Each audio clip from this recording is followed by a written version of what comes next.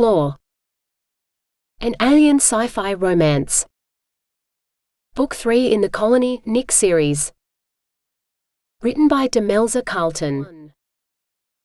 Baking was so much easier than practicing law, Claw told himself as he pummeled the bread dough. No matter how frustrating legal clients got, you could never, no matter how obnoxious they were, never ever punch them. Bread, though, seemed to expect it. So when the cream order had failed to arrive for the second week in a row due to the loss of the colony's sole dairy herd, and no one had any idea how long it would be before their replacements matured enough to give milk, he'd had to learn to make his own butter using powdered milk and a variety of other ingredients before he could even start on tomorrow's croissants. The croissants, in turn, had taken twice as long as usual because the butter substitute hadn't been chilled enough the first 3 times he'd tried, and even on the 4th try he'd had to only make small batches because if the accursed stuff got too warm, the croissants wouldn't hold their shape, so he had to stop everything to whisk the trays into the cool room the moment they were full. Or the strawberry order hadn't arrived because it had been involved in an aircar crash between Eden and Metropolis, and the rescue workers had prioritized rescuing people over precious food supplies.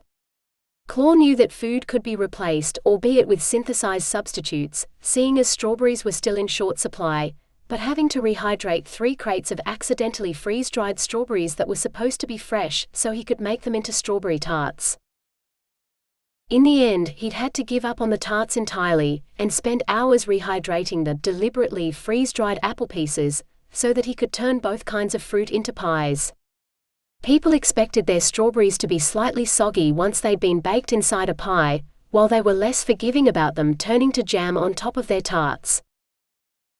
Maybe he should have actually turned them into jam and used them in cream buns or donuts or something. If only the colony hadn't run out of cream. Claw punched the bread again. By the time he was done, these would be the most well-needed loaves in the colony. Then again, supply shortages being what they were, with the colony only having been established for a year and agriculture limited to what they could grow quickly in the unfamiliar soils of New Hope, the Bear Claw Bakery was the only bakery in the colony, and therefore his was the only bread to be bought in it. But food made from colony-grown ingredients, especially fresh food, sold at a premium when ration bars were free to all colonists, and when people paid a high price for their bread or croissants or whatever other pastries he managed to make, they expected it to be good, or they wouldn't buy it again. Claw sighed. Sourcing supplies, supply chain disruptions, pricing, marketing, planning which products to make, so many things he didn't know about running a bakery. He'd never had to worry about any of this when he was working part-time as a baker's assistant, back on Tito. He'd just done everything the bakers ordered him to, and it had worked. Maybe he needed an assistant or an apprentice here, to do the actual baking while he worried about the business side of things. But that would be like giving up and going back to practicing law.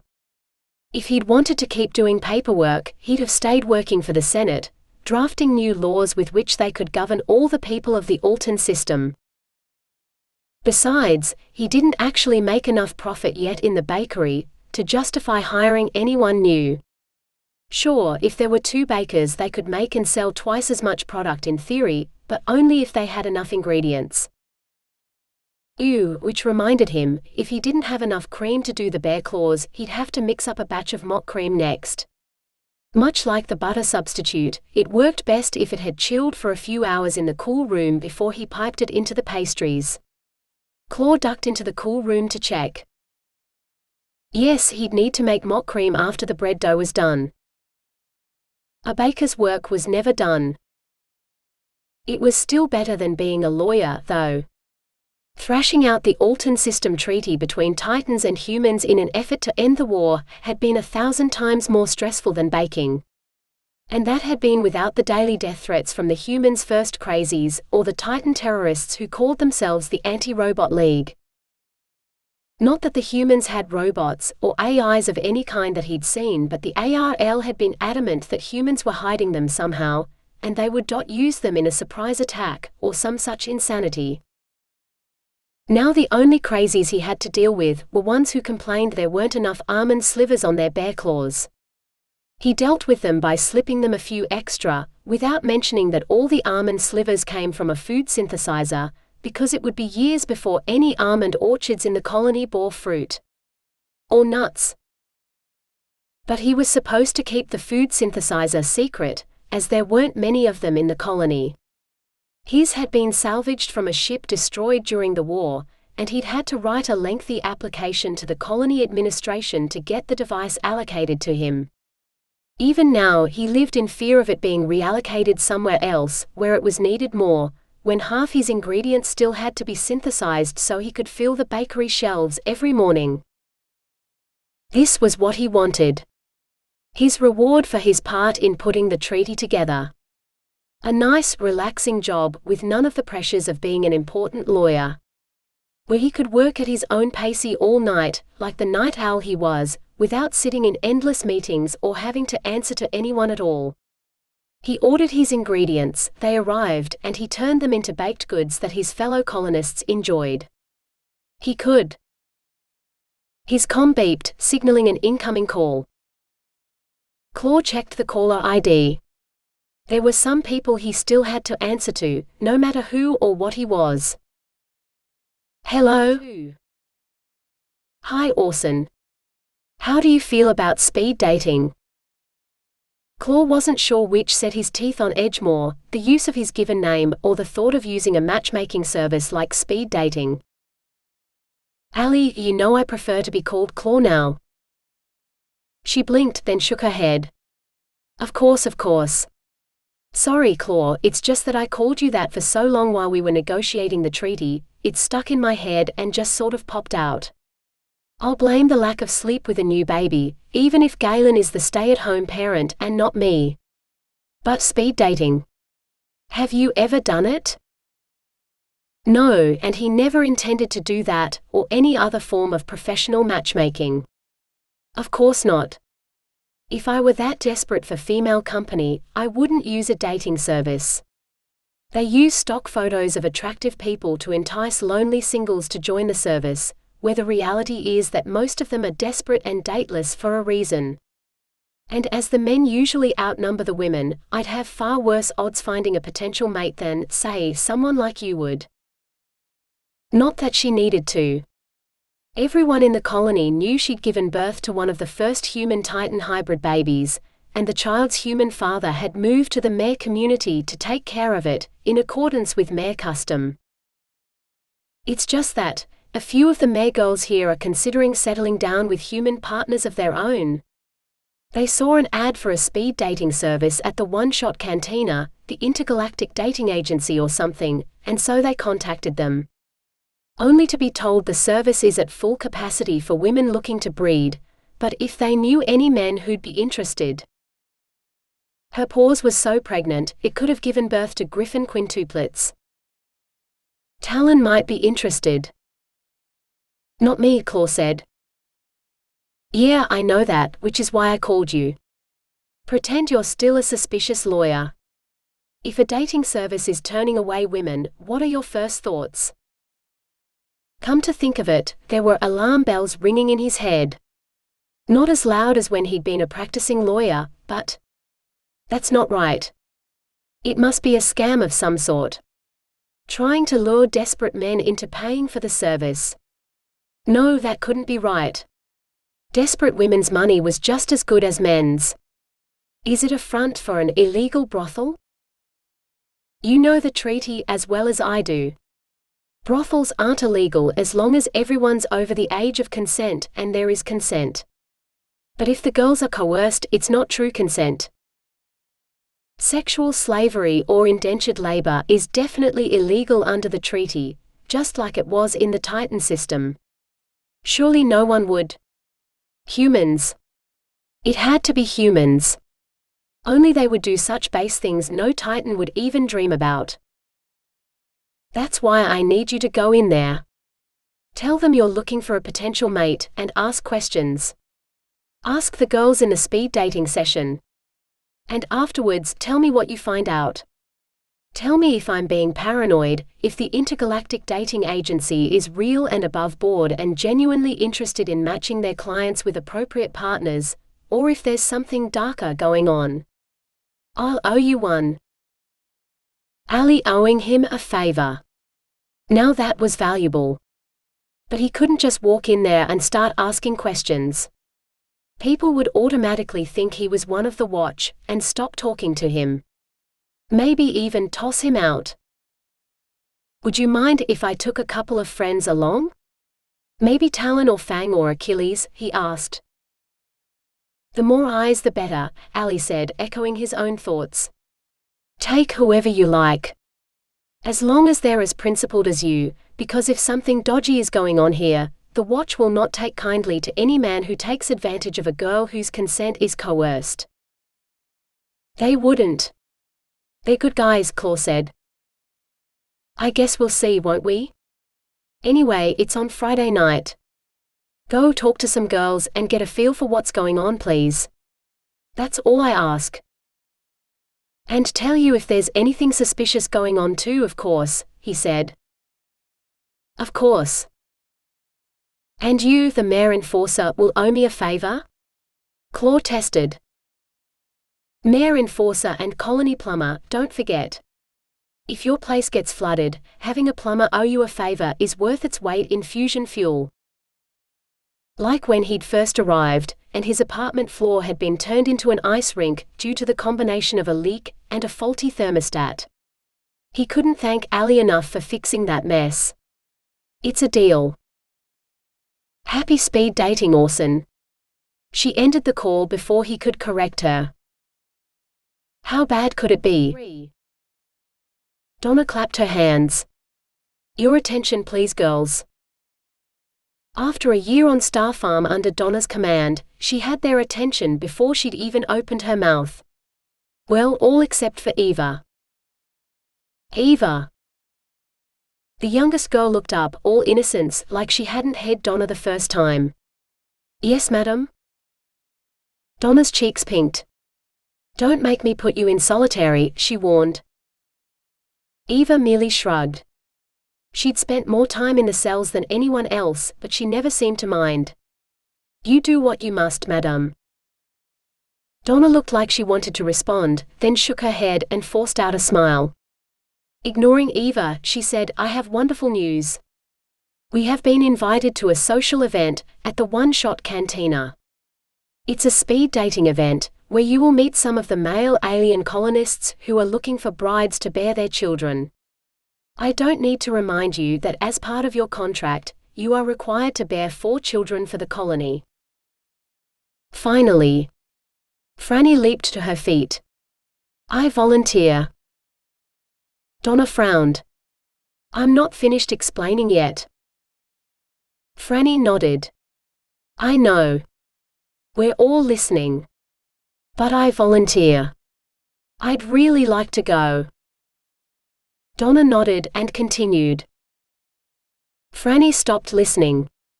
She'd done all the training, spent a year working on this farm, and while farm to table was a really admirable thing, she was more into the final steps before things got to the table, rather than the ones at the beginning of the process.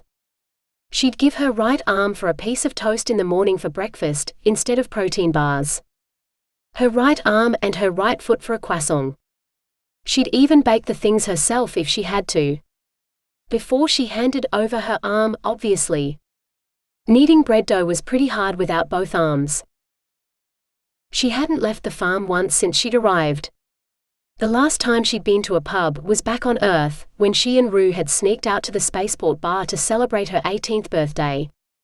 She hadn't seen a man since Exodus, let alone gotten naked with one. Now Donna was sending them to a pub to meet hot aliens? She didn't need to know the details. Of course she was going to volunteer. She wondered if he'd have wings or tentacles or horns or a tail or scales or... Someone tapped her shoulder, interrupting her daydreaming. You shouldn't volunteer like that, Eva said, plopping into the empty seat beside Franny. Everyone else had left, so they were the only ones left in the dining hall. Why not?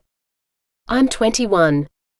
I want to go to a pub and hook up with a guy like a normal person instead of working all day and never going out at night, Franny said. And these are hot alien guys. Eva just shook her head.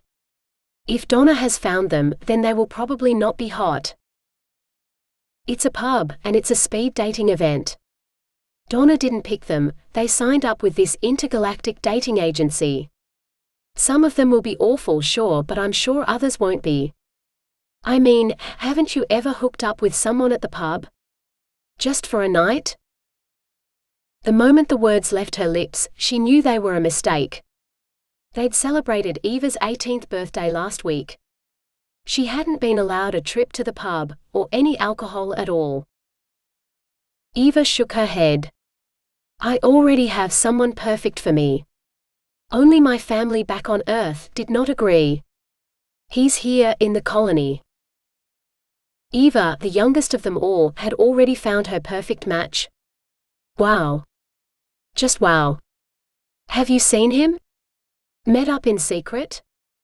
Ooh, what if he's at this dating thing so he can see you? Eva bowed her head. I have not seen him since Earth. But perhaps he will be at this pub, yes. Franny grinned. I hope so. You'll have to let me do your makeup for you, to make sure you look absolutely amazing. I mean, if it's been over a year since you last saw this guy, you want to absolutely knock his socks off when he sees you, don't you? Eva's smile was wistful. If he sees me. He might not be there. Well, if he's not there, then he's an idiot. You might find some hot alien who sweeps you off your feet and makes you forget all about him. Oh, but make sure you take time with the foreplay before you, you know. If it's your first time. Yep, she shouldn't have said that. Eva's smile turned into a grimace before she got up and headed for the common room. Franny sighed and followed her. What else did she have to do at night? She couldn't wait until Friday. Claw had intended to tell his friends why they were going to the one-shot cantina, but in the end, it hadn't been necessary. They'd agreed to go as his wingmen after he'd beaten them all at Go. Something that didn't happen often. Both Fang and Talon must have been distracted by work things, and Achilles hadn't even been there. Pity. If he'd been able to persuade Achilles to come, every eye would have been on the natural showman, and no one would notice him asking too many questions. As it was, he was going to have to pretend to be like one of those old-time trial lawyers who defended criminals in court, back on Earth. A practice which had been abolished when all trials were placed before the Central Intelligence to judge on Tito. Talon and Fang peeled off, each headed for the girls they were supposed to speed date, whatever that was. But Claw had no idea where he was supposed to go. Find your seat, sir, so we can start, the officious fawn with the tablet said. Those two ladies are not yet taken, perhaps over there? Claw followed the fawn's pointing fingers. The two ladies were in deep conversation, ignoring everyone else in the room, their heads lowered so he couldn't even see their faces. What he could see were the numbers on the tables 1 and 2. He wavered. Number 2 looked up. Oh, you definitely need to meet my friend Franny here, she said as she pointed to number 1. I have particular tastes and I don't believe you share them. She gave him a knowing wink, which left him even more mystified. What the? Someone shoved him out of the way to take the seat across from number 2. Which left number 1, Franny the friend. Claw hurried to take his seat. Hi. She lifted her head, offering him a shy smile. Dark eyes, slightly flushed cheeks, a rosebud of a mouth. Claw's mind went blank. 5. Franny found herself at the table beside Eva. So is he here? Your unsuitable match? Franny whispered. Eva shook her head. I don't think so. This isn't his sort of thing. But don't worry about me. Let's find the perfect match for you. Let's see, Tiny Dick probably hasn't been laid in years. Tiny Dick won't know what to do with it. Dick size isn't everything, Franny protested. Eva regarded her. No, but you are looking for someone who can satisfy you, right? Trust me, big dicks are better. Ew, here we go, 3 contenders. The rich boy, the farm boy, and Mr. Muscles. You want the muscles for sure. That guy is hung. Eva. Franny hissed, ducking her head when Mr. Muscles appeared to not only have heard her but was looking their way. I'm not just looking for a hookup. I'd actually like to meet someone I have a chance of love with. So invite him over and talk to him for a bit. We don't have to go back to the farm until midnight. You have time to talk before you pin him to the table and ride him. She paused. I've caught his eye, he's coming over. Yes? Oh, horses got nothing on this guy. You're in for a good night, Franny. Get an orgasm for me while you're at it.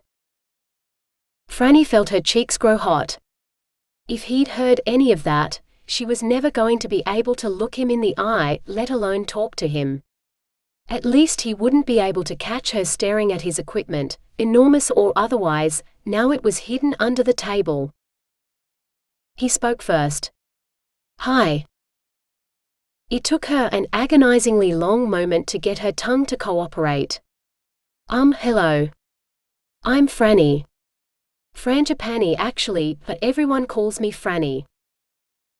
He seemed to be just as nervous as she was. I'm Claw. Just Claw. He held out his hand, completely without claws thankfully, for her to shake. His hand engulfed hers, yet he shook hers gently. A point in his favor. Why are you here? He asked. Well, that was blunt. And yet so vague she couldn't be sure what he meant. Here in this pub? Here in the colony? Here in the Alton system? Or just here at this matchmaking thing? She took a deep breath and decided honesty would be best. I signed up for the colony because my mother wanted me to. There was nothing left for me on Earth, and this was a new future, a new start with more opportunities than I had at home. And I'm here in this pub. Well, that's complicated, I guess. I've been working so hard, I can't remember the last time I went to a pub or met someone, and when I heard about this dating event, I thought that this was my chance, you know? To meet someone. Maybe to have what my mother never managed to find back on Earth. Love, family, partnership. But all that comes later. It starts with a date. He was staring at her like she'd grown 2 heads or something. She wasn't the alien. He was, wasn't he? He didn't look any different from her. Just a normal human with impressive muscles. He swallowed and seemed to remember that staring was rude. So you just volunteered and they accepted you? Franny bobbed her head. Of course. I mean, the other girls at the farm signed up too. Pretty much all of us are here. Good thing too, there are a lot of guys here. Equal numbers though, seeing as everyone's paired off. She took another breath. Time to get him talking. So why are you here? Oh stars. He should have come up with something to say, but his mind was just blank. He'd never found a girl so mesmerizing in his life. And honest. He had no doubt that everything she just blurted out, her reasons for being here, were absolutely the truth. Could it really be as easy as a bunch of farm girls had heard about the event, and taken all the female places before the mare girls had tried to sign up? Which meant the girl in front of him, the one with the enchanting eyes, deserved honesty from him too. My friend wanted me to come, he said. She nodded. So you're a good friend? Helping out a mate who's looking for love? He wanted to nod, to take the compliment he didn't deserve. He wanted to stare into those eyes and talk to her all night. Maybe even kiss her if she was willing. But he couldn't bring himself to lie to her. I need to leave early to get to work. "It was nice meeting you," he said, rising to his feet. Her lovely eyes widened.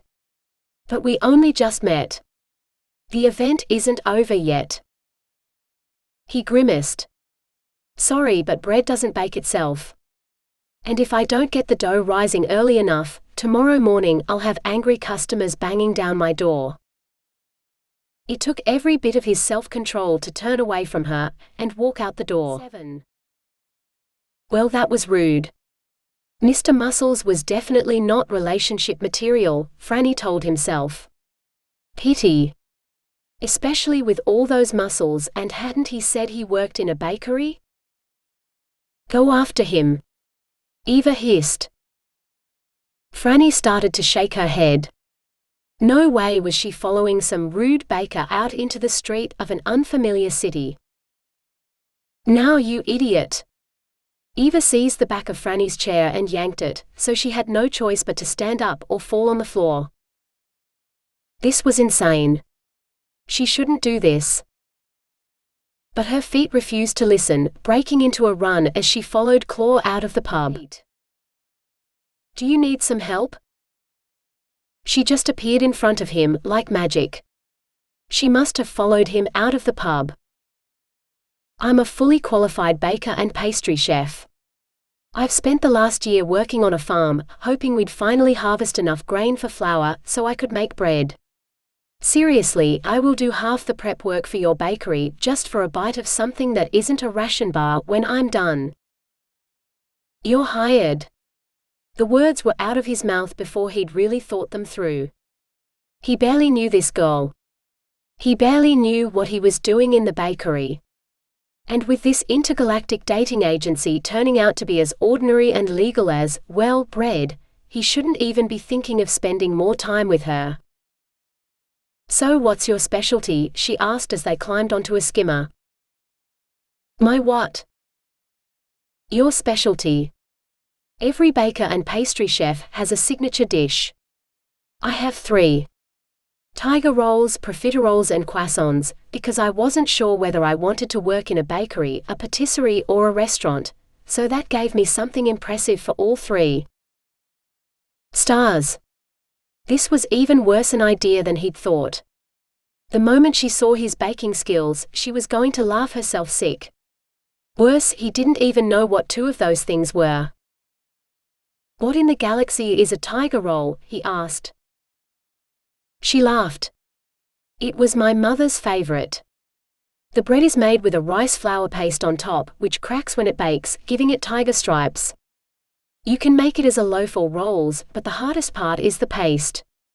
Too thin and it burns, so you just get little leopard spots that aren't very impressive but too thick, and you weigh down the rolls so they don't rise properly. Done well, they turn out like round rolls, but with the top of them all done in crispy tiger stripes." He wasn't going to ask about the profit or what's its. He'd look them up later if he dared. The tiger rolls didn't sound impossible though. He even had some rice flour, though he hadn't decided what he wanted to do with it yet. He'd initially considered using it for gluten-free bread, but the gluten-free flour from the synthesizer was easier to work with, and the supply never ran out. Well, if he was really desperate, he could set the food synthesizer to make the entire gluten-free loaf, but the texture wasn't quite right, and there was the telltale metallic aftertaste, which he could eliminate when he used synthesized flour and baked like it was natural. Something in the baking process neutralized the artificial nature of the flour, and it became actual food, instead of a machine's imitation. He couldn't remember the difference being so pronounced back on Alba, but then the synthesizers had all been controlled by the Central Intelligence, a system-wide AI that held all Titan information and constantly learned from it. The AI they'd trusted until it went mad and turned all the robots against the population, starting with the president. Until that day, he believed rogue AIs that turned on their makers only existed in ancient science fiction. Now it wasn't just rogue AIs but all AIs that were relegated to science fiction, or the history books. There would never be another central intelligence. Not while a Titan still lived and breathed. "The Bear Claw Bakery," Franny read, staring at the shopfront. "Wow, is this yours?" Claw nodded. Why did you call it that? Because bear claws are my signature dish, and because... He flexed his fingers, feeling the strange tingling that preceded a shift, before he was flexing his mighty paws instead. Oh my God! Can I touch them?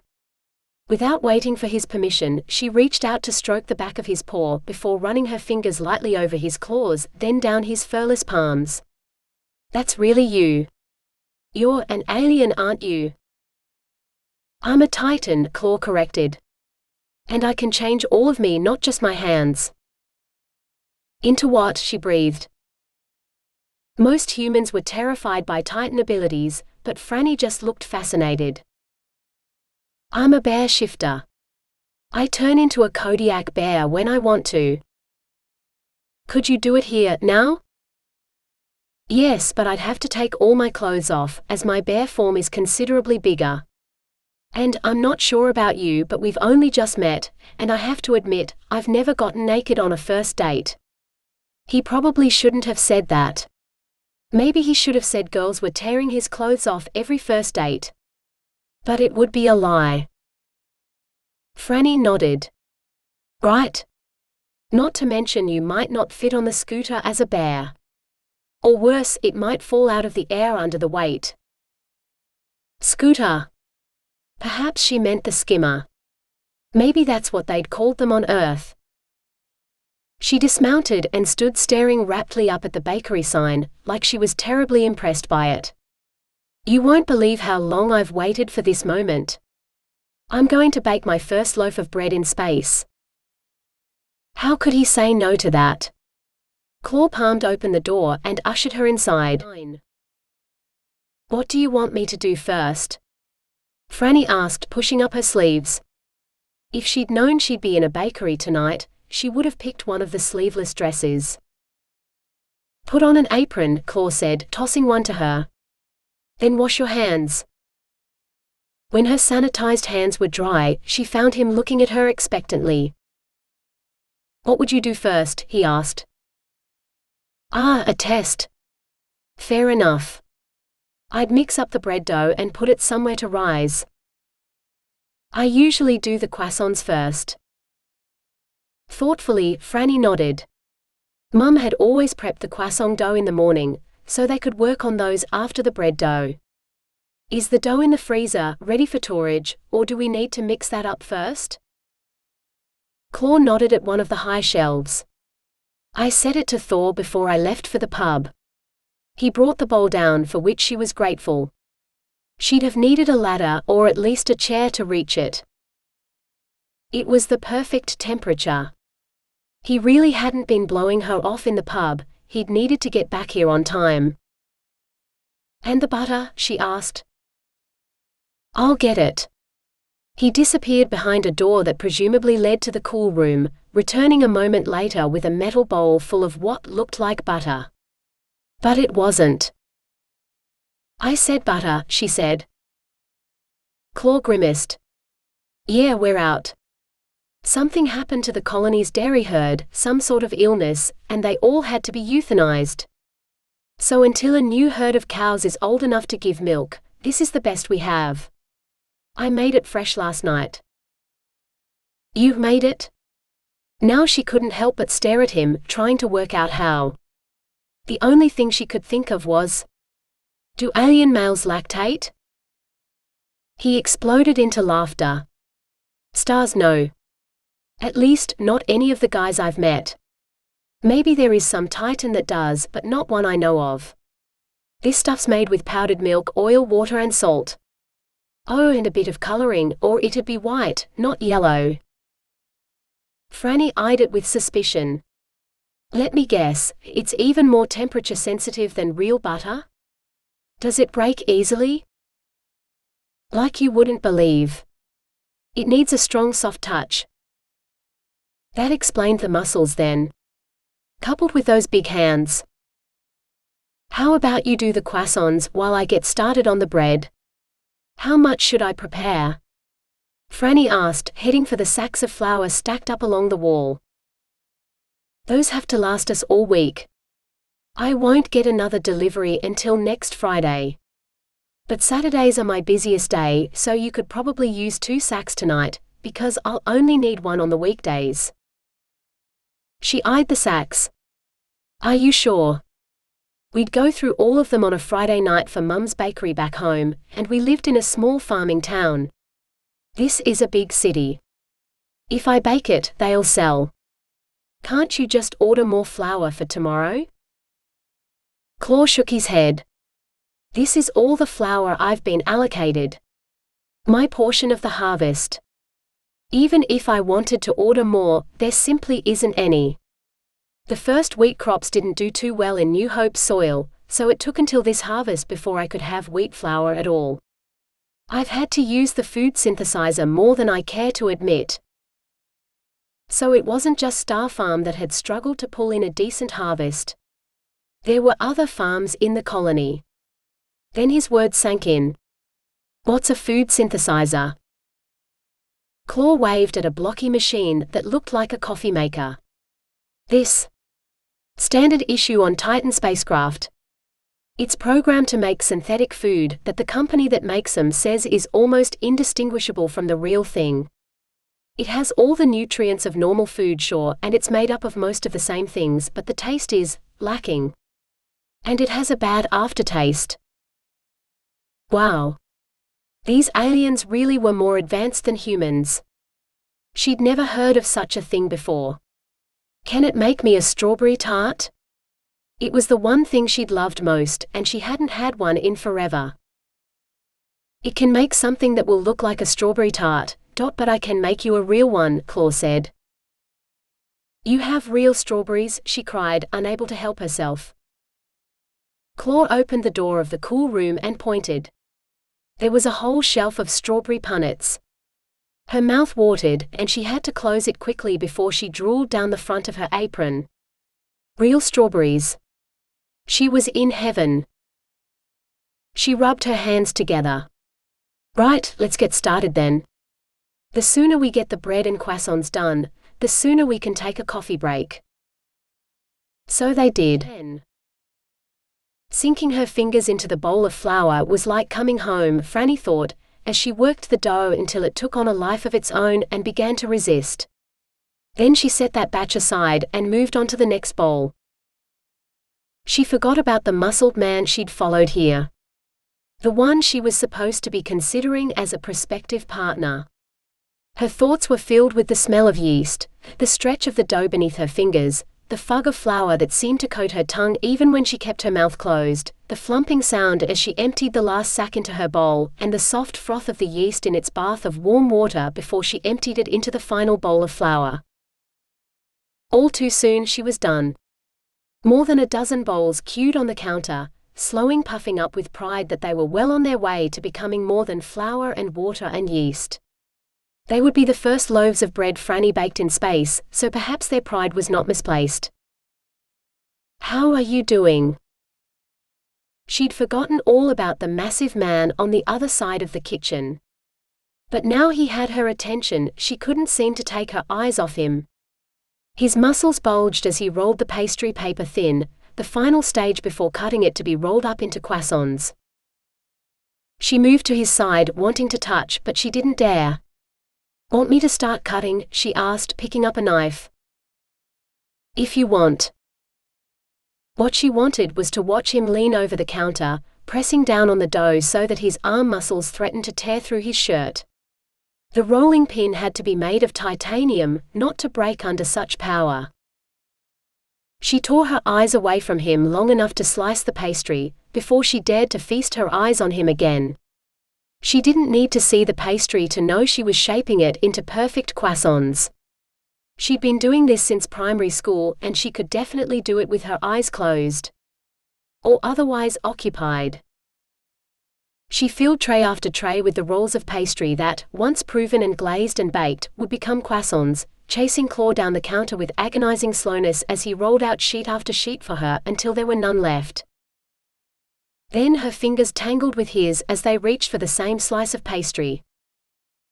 Laughter and mumbled apologies tumbled one over the other, before he selected a piece at the other end of the sheet.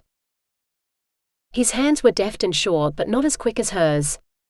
Looking at the tray of finished crescents, she was hard-pressed to pick which ones were hers and which ones were his. "Do you need help with the bread?" he asked. Franny shook her head slowly. "All done." She pointed at the bowls. "Fuck me, it's not even midnight yet," he exclaimed. She regarded him thoughtfully. Actually, she thought she'd like to do that very much. 11. "You must be an angel," Claw whispered as he set the last tray of croissants on the shelf to prove. Franny shook her head. "Nope. Definitely human. And a baker, though I'm a bit rusty. It's been a while." "You're amazing." The next thing he knew, he was kissing her. And she was kissing him back. Clothes and flour flew. Aprons were tossed aside. A knife went clattering to the floor, but Claw was too busy lifting her up onto the counter, so he could keep kissing her while his hands explored her body. Her legs wrapped around his hips, pulling him closer. They came together like asteroids colliding, not caring about the damage around them when all they wanted was to be as close as two people could be. Claw barely had the wits to roll on a condom before he was inside her, urged on by her sweet cries for more. "Yes, just like that. Oh, harder, please." His orgasm came fast and hard, hot on the heels of hers, for she was still clenched around him as if she meant to keep him. "Stars, yes," he shouted. He'd never had sex this good. Not ever. A beautiful baker who'd just given him the best orgasm of his life. He was in love. 12. She could have ridden Claw's cock all night. She definitely wanted to. But her ride home to the farm would be waiting outside the pub at midnight, and Franny didn't know what would happen if she was late. Nothing good anyway. So she reluctantly untangled herself from Claw's deliciously muscled body, moaning a little at the loss of his cock, before dragging her clothes back on and running out the door, shoes in hand. The others were just climbing into an aircar when she arrived at the pub, so she hurried to join them, hoping no one would notice she'd been gone. "What did I tell you? Big cocks are the best, aren't they?" Franny glanced behind her to find Eva grinning. "Maybe," Franny bit out, before pressing her lips together. She was still riding her orgasm high. In fact, if she closed her eyes, she could almost feel him still inside her, filling her more completely than she'd ever thought possible. Big? No, the alien bear shifter baker was bloody massive. And amazing. She should have been talking to as many men as possible, trying to find her perfect match. Not spending hours doing bakery prep, before banging the baker in the middle of his kitchen. But God, it had been good. "I bet he'll come back to the cantina to see you again next week," Eva whispered. Oh, if only. But she'd go back next week, in the hope of seeing him again. And if she didn't, perhaps she could spend an evening doing what she was supposed to be doing instead of bloody baking. What would her mother say if she knew Franny had had sex in a bakery kitchen? Nothing good, that's for sure. 13. "You're getting better every day, Claw. I think these are your best yet." Any other day, the stream of customer compliments would have set him aglow with pride, but Claw couldn't seem to concentrate. All he could think of was her and how incredible she'd felt in his arms last night. He had to see her again. It was almost like he was in love, which, aside from the occasional orgasm-induced insane declaration, couldn't possibly be the case. He'd only met her yesterday for Star's sake, and he knew next to nothing about her. Except that she was sweet and beautiful, made both bread and pastries like the goddess of bakeries, possessed the most heavenly pussy he'd ever had the honor to enter, she worked on a farm and by some miracle was still single. Word must have spread about his unusually good bread today, because he'd sold out of everything well before noon. But after Claw closed the shop, instead of going to sleep like a sensible man, he went hunting. For her. 14. After several hours of searching the networks for anything to help him find Miss Frangipani, Franny to her friends, which he hoped he might become, if not more, Claw growled and tossed his tablet across the room. Luckily it hit the couch instead of smashing against the wall, so he didn't have to go out and get a new one. But not even a new tablet would help when there wasn't anything about her in the colony network. If they had a central intelligence like the one on Tito, he'd have only had to ask the AI, which would have told him everything he needed to know. He almost wished the colony had its own AI. Not as omnipotent as the central intelligence, of course, but omnipresent enough to be able to help. Finally he fell asleep, only to wake from an uneasy doze with the wonderful thought that she'd surely return to the bakery tonight. Only she didn't. Not that night, or the next night, or the night after that. It was like he'd imagined her. Except she'd left her underwear behind. He'd found the pair of knickers under one of the counters this morning, dusted with flour but still loaded with her intoxicating scent. The first night he'd slept with it beneath his pillow, her scent driving him mad until he had to take himself in hand. Not once but twice before he could sleep. The next night it was 3 times. Then 4. Until Friday night rolled around again and the next Intergalactic Dating Agency speed dating event at the One-Shot Cantina. He called Fang and Talon asking if they'd come with him, expecting them to refuse. But they were both as eager as he was to return to the cantina, so he found no support there.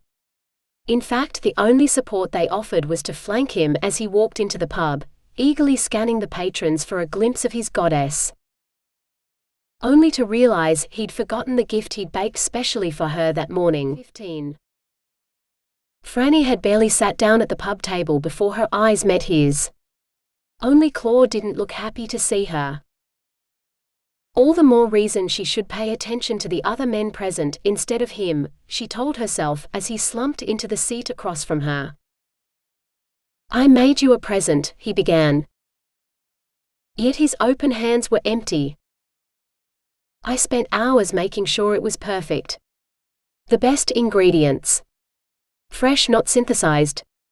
I even put it on one of the presentation platters we use for cakes, and then carefully boxed it up." He buried his head in his hands.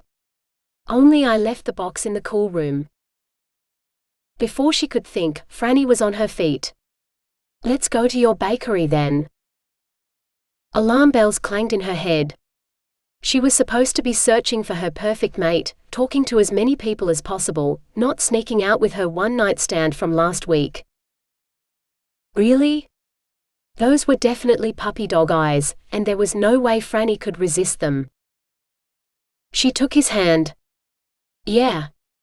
I've been dreaming about getting my hands on your pastry all week." Oh God, that sounded awful. But it made him grin, and damn did he have a gorgeous smile. "You've been in my thoughts a lot since last week too." When they were pressed together on a skimmer heading for the bakery, he asked, "So, what have you been doing all week?" "The usual stuff. Farming. Seeding the new fields, hoping we'll have a decent wheat crop this time come harvest, so I have flour to work with. It's all work from dawn until dusk, and at the end of the day I'm too tired to do anything else except fall into bed, and the next thing I know it's morning. Time to start work again." "Which farm do you work at?" he asked. "Star Farm. We all do, all the girls at the One-Shot Cantina tonight. We live and breathe agriculture even when we don't want to, because that's all there is until the farm's properly established and productive." "I never heard of Star Farm. Then again, I only know the farms I've received produce from. If you're farming wheat and there isn't enough flour for you to bake with, I don't imagine there'd be any of your flour in my deliveries. Where in the Ag Dome is it? What level?" "There's an entire dome devoted to agriculture? So that's where you get your flour from. We're in the Nix Dome, if you know that one. My friends Talon and Fang live there. Originally I had an apartment there too, but when you run a bakery it's so much easier living above the shop, so when the bakery opened, I moved here." Franny found herself nodding. "Yeah, that's what Mum said too. She never would have coped as a single mum if she'd had to leave the house to work. As it was, she could put me to bed for the night and go downstairs to work in the bakery, with a baby monitor on the bench in case I woke up. When I grew up, we still kept the baby monitor, but we switched out the units, so the receiver was in the kitchen, and the baby unit was on the counter in the shop, so we could hear if someone came in." She sighed. "I wonder what happened to it. Probably went in the bin with everything else." "Wouldn't your mother still be using it?" "It sounds quite ingenious," Claw said. Franny swallowed. Part of her wanted to brush off the question and just agree with him, but something made her want to tell him the truth. If she was still alive and baking, I imagine she would, but right about the time I signed up for the Farm Stars program, she lost the shop. Not through any fault of her own, either. You see, I grew up being told my father left when I was a baby, and that's why I never knew him, but it turned out he was one of the farmers outside of town and he was married. He owned the building we lived in. It was empty, inherited from family from when one of his grandparents ran a shop in town, and he let Mum run her business rent-free from it. He promised he'd sign it over to me when I was 18, which is why Mum insisted I start an apprenticeship with her instead of going to boarding school like Rue and the other girls. So I could take over my inheritance when the time came." A bitter laugh escaped her lips before she could stop it. "What happened?" Claw asked, his arms tightening around her in what felt almost like a hug. "His wife found out he was cheating on her, not with Mum, someone else this time, and filed for divorce. So he declared bankruptcy, and a bunch of lawyers took everything.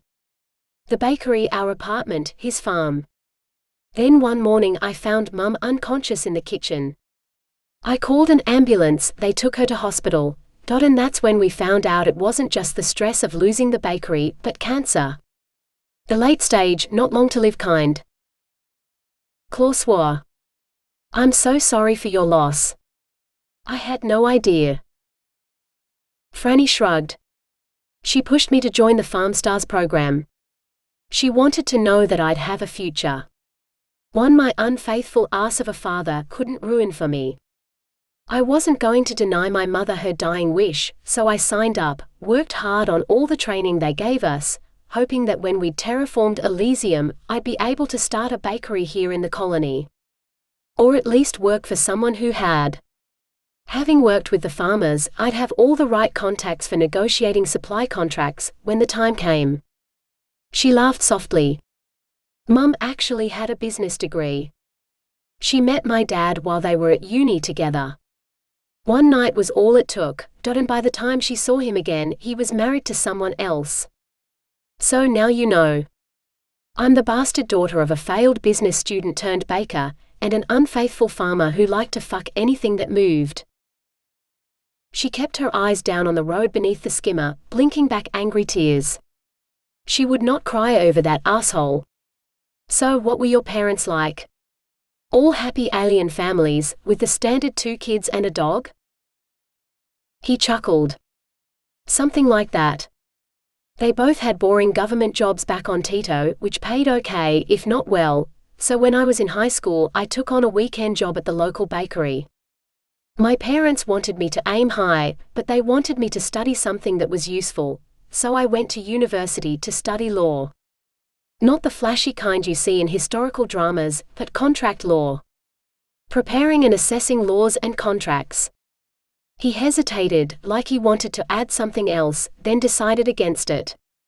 "But when I moved to the colony, I wanted to do something simpler. So I started a bakery." "And now you're the only baker in the colony, aren't you?" "Well, except for you. I'm the only practicing one, and as you've already seen, I need a lot more practice before I'm anywhere near as good as you. It doesn't help that I have to keep looking up recipes on the network because I don't remember them, or I can't get the ingredients I need and I have to substitute them for something else, or worse, synthesize them." She felt him shudder. "What do your parents think of you running a bakery?" she asked. I don't know. They didn't make it off Tito. The building they worked in was destroyed in one of the first robot attacks, when the Central Intelligence killed the president. I was in orbit taking some time off, or I might have died with them. As it was, we just watched in horror until Fang rustled up a few of his ships to go down to the surface to pick up refugees and supplies. They landed on Talon's family's farm, so they all made it out. They're in the Ag Dome here, actually. I get shipments of fruit from them sometimes. Now it was her turn to offer sympathies. I'm sorry, Claw. I had no idea. I guess when I heard we were sharing the colony with aliens, I thought more about how excited I was to meet them, than why they were here. So that's why you went to war for the Alton system. You're all refugees with nowhere to go. No different to any of the humans. I understand Earth is still habitable, but Exodus, the space station your Genesis was docked at, suffered irreparable damage in the terrorist attack that destroyed your space elevator. You had no choice but to board the Genesis and come here. Whatever he'd heard about humans, that wasn't right at all. No, the Genesis is a colony ship. We signed up for the Farm Stars program to join the colony. To terraform Elysium. I chose to come here. I went into stasis and woke up here, exactly like I was supposed to. If there were any changes to the plan, it was because we had to share the Alton system with aliens. Where had he heard such terrible things? Terrorists destroying Exodus? That would be catastrophic for Earth's shipbuilding industry, and if the space elevator was gone too, that would isolate Earth from the rest of the system. His arms closed around her waist as he pressed his lips to her neck. I bet you never thought you'd be so close to an alien, you'd be sharing a skimmer with him. Now he was pressed against her, she couldn't help but feel the massive bulge at her back. Now all she could think about was getting him inside the bakery, so she could free his cock and ride it until she screamed. Who cared about stars and space elevators and shipyards, when she had a hot alien right here? 16. He led the way into the bakery, suddenly self-conscious. Would his best efforts be good enough for her? Now she knew he wasn't really a qualified baker, but as there hadn't been anyone else who wanted to run the place, the colony administration had allowed him to do it. Stars, what if she hated it? He really was overthinking this. If she hated it, then he'd offer to make her something else. Anything else. He palmed open the cool room door and ventured inside. The box was exactly where he'd left it. If he'd known she'd be eating it here, he would have plated it properly. Added a garnish. Done everything he could to make his offering look irresistible. But she was out there waiting now, and he didn't have any plates in here. The box would just have to do. He exited the cool room in a cloud of condensation, clutching the box in both hands. He laid it before her on the bench with a flourish, then bowed low. Your gift, my lady. At least she had the good grace to laugh. Perhaps she'd forgiven him for the truly horrible conversation on the skimmer. The tragic deaths of your parents weren't something you were supposed to discuss on a second date. Slowly, she lifted the lid. Her joyful smile made every moment worth it. Is it real? She breathed. He nodded. Fresh strawberries from Eden, the last of the real butter, flour from the Ag Dome, sugar from the first sugarcane crop grown here, also from the Ag Dome, eggs from some new kind of chicken Eden are calling a chicken salad, the stars only know why, and water from, well, it comes from under the planet's surface, where it's been frozen for thousands if not millions of years. So maybe not fresh, but definitely locally sourced and as pure as you'll find anywhere in the colony. She couldn't stop staring. And you made it? In the early hours of this morning. Yes. I haven't had one of these since the day my mother collapsed.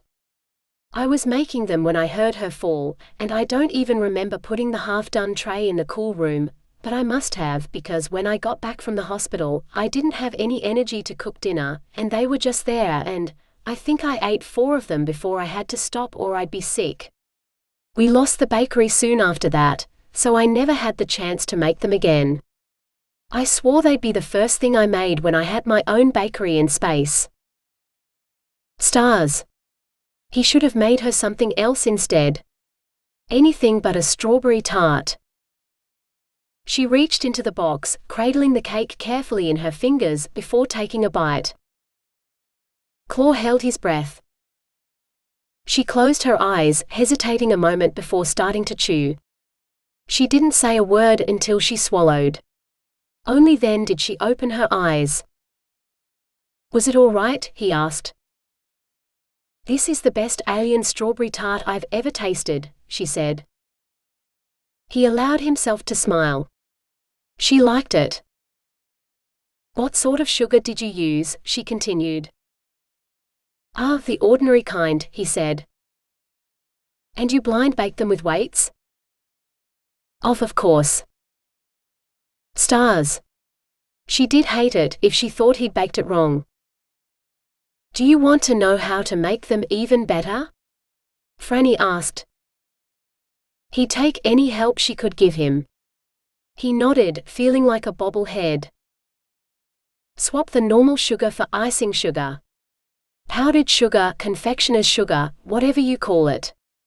That stuff. It'll make the tart casing less crumbly, more melt in your mouth. And you can skip the blind baking because you won't need weights if you use an aerated baking tray, and perforated tart molds. That was Mum's secret to the perfect tart casing. She grinned. If you've got everything we need, I could show you if you like. The bobble-headed baker nodded again. You get everything out while I finish this delicious tart, she said, and took another bite. 17. 3 times they stopped in the middle of baking, so he could have his way with her. Or so she could have her way with him, Claw wasn't sure. The first time he'd been unable to stop staring at her as she bent over the bench, her skirt riding up so high he could see. You're not wearing any underwear. She'd shot him an impish grin. I figure after losing them last week, what was the point of wearing any tonight? Less clothes to get in the way when you're of a mind to give me more of that mighty cock of yours. You mean you're trying to distract me? Franny rolled her eyes before hiking her skirt up to her waist, baring her bottom and the glistening wetness he wanted more than anything. I'm trying to tell you I want to feel your cock deep inside me. I figure I'll give you about 5 more minutes before I tear your apron off you, climb you like a tree and ride your cock like the randiest monkey you ever saw. In 5 seconds he was inside her, and by 5 minutes he had her screaming through her first orgasm of the night. But definitely not the last. The last time she'd come on his tongue, tasting sweeter than the frosting he'd licked off her.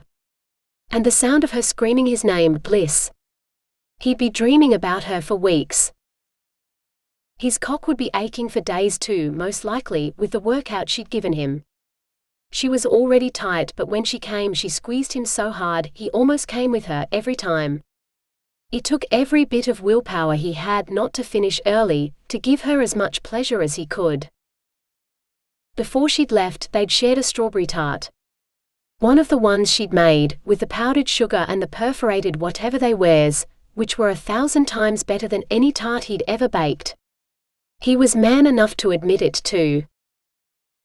But she just smiled like she already knew. All through the night, as Claw finished baking everything he needed to fill the bakery shelves the next morning, his thoughts were on Franny. Talon and Fang had joked about finding their fated mates at the Intergalactic Dating Agency, never believing that any of them would get lucky at the cantina. Yet last night, both of them had gravitated toward girls they were definitely smitten with, while he... Stars, she was perfect. Everything he ever wanted in a woman, but didn't know. Amazing in bed, not that they'd ever actually made it to bed, and amazing in the kitchen in every way possible. So much energy and positivity, despite everything that had happened to her, and when she smiled at him. Yep, there it went again. His cock went rock hard as his heart melted. Either she was his fated mate, or he was hopelessly in love with Miss Frangipani of Star Farm. Maybe even both. 18. It wasn't until Claw closed the bakery for the day, yet another day full of compliments for Franny's divine cooking, that he had time to call Ali. "One sec, I'm knee-deep in you don't want to know what, and if I don't get this shut off, it's going to be flooding down the street. Give me 5 minutes and I'll call you back, Orson." He grinned and waited. It was hard to imagine Ali as just a plumber, what with everything she'd done during the war and the peace negotiations, but he could hardly talk. He was just a barely trained baker. 15 minutes passed before Ali called back. "Tell me you have good news, or I'm going to tell you about my morning." Claw laughed. "Actually, I do have good news. That Intergalactic Dating Agency you wanted me to investigate? You've got nothing to worry about. Your girls couldn't get spaces at the event, because they're all taken by women from a female farming collective. One of them saw the event, and they all signed up. They're all Earth girls, actual colonists, even though most of the rest of the humans aboard the Genesis weren't, and there's not a whiff of coercion or anything about them. They're genuinely looking for love." With a heavy dollop of sex, he thought but didn't say, rubbing his groin through his pants. "I don't know of any female farming collective in the colony," Ali said. Well, she couldn't know everything, could she? Something about Star Farm in the Nix Dome. Maybe that's why you haven't heard of them, because they're not in the Ag Dome like the rest of the colony farms. Orson, there are farms in every dome in the colony, not just the Ag Dome. Different crops and creatures prefer different climates, and we're trying to feed a whole city here. But Star Farm? That's not a collective. That's a school. With children. They were kept in stasis at the request of their head teacher, a woman named Donna, until they could be awoken in the colony, in an enclosed environment. They're child migrants with no family back on Earth, so they're cloistered in Star Farm, learning how to farm here under this system's sun until they're all legal adults. When they're old enough, then they can be integrated into the community, but there's just so much. The girls were put into stasis early, before the Genesis was even completed. They know nothing of the destruction of Exodus, or Earth's space elevator, or even the war between humans and Titans here. I don't envy the person who gets to give them that history lesson when the time comes. But they didn't look like children. Well, it's been a few years. Maybe some of them have grown. They couldn't be old enough to go to a pub though. They shouldn't even have left the farm. Maybe you met Donna, their head teacher. Not that I remember any other teachers. Just her. If there were any other teachers, they stayed asleep, along with the children. It must have been Donna you talked to. Because the children aren't allowed to leave Star Farm. Claw didn't know what to say. She'd said her name was Franny, not Donna. She'd said she and all the other girls worked on the farm. Nothing about teachers or children or, oh stars. She hadn't known about the Exodus, or the space elevator. Maybe Ali was right. Which meant he couldn't possibly be a pedophile. He wasn't attracted to children at all, except in the way normal adults wanted to protect them.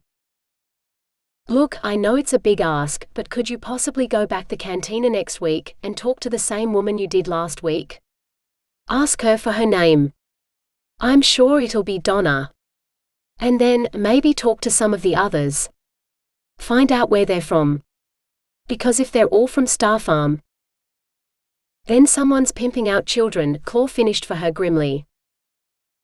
Well, let's just say that we can tear up the peace treaty if those girls are roaming around. It'll mean war. Which is why you have to tell me you're wrong. Wonderful. War and child molesting. Oh, I'll be there all right. I'll get all your answers and more next week, Claw promised her. Only when he'd ended the call did he realize that he wasn't the only one who'd fallen for the girl's charms. Both Talon and Fang had been smitten too. He swore. He had to call them before they did something stupid. Franny was thoroughly sick of farming. If she never had to fill a cedar again, she would die happy. Admittedly, she'd felt this way before she'd seen any of the rest of the colony, but it grated even more now that she knew she could be in Claw's bakery right now, doing things she was actually good at, instead of planting wheat or potatoes or cabbage or whatever crops were supposed to grow in this field. Rue would know. She actually liked farming, and she paid attention to the farm more than the people around her. "So what are we growing here again?" Franny asked. For a moment, she didn't think Rue had heard her. Then Rue said, "Rats," half under her breath, kicking at the soil before she met Franny's gaze. "What?" Franny repeated her question, and Franny frowned. "Another wheat varietal. That's the fourth one this month. They're trying to find one that will grow in the light of a red dwarf sun, so we can use it to terraform Elysium. We haven't had a decent harvest from any of the new breeds yet, and I think they're starting to get desperate. But maybe it's not the wheat to blame. Maybe it's the rats." Franny reared back, horrified. "There are rats here? In this brand new city, halfway across the galaxy from home? How is that even possible?" Rue shrugged. "Same way rats got everywhere, I guess. On the ships that carried the colonists." "Well, are we putting down poison? Buying a cat? Or one of those little dogs that kind of looks like a rat? If they weren't doing something, no way was she sleeping in here. Not if there were rats. She'd sneak out to Claw's place and ask if she could stay with him. Donna hired a rat catcher to deal with them. I haven't seen any live ones since then," Rue said.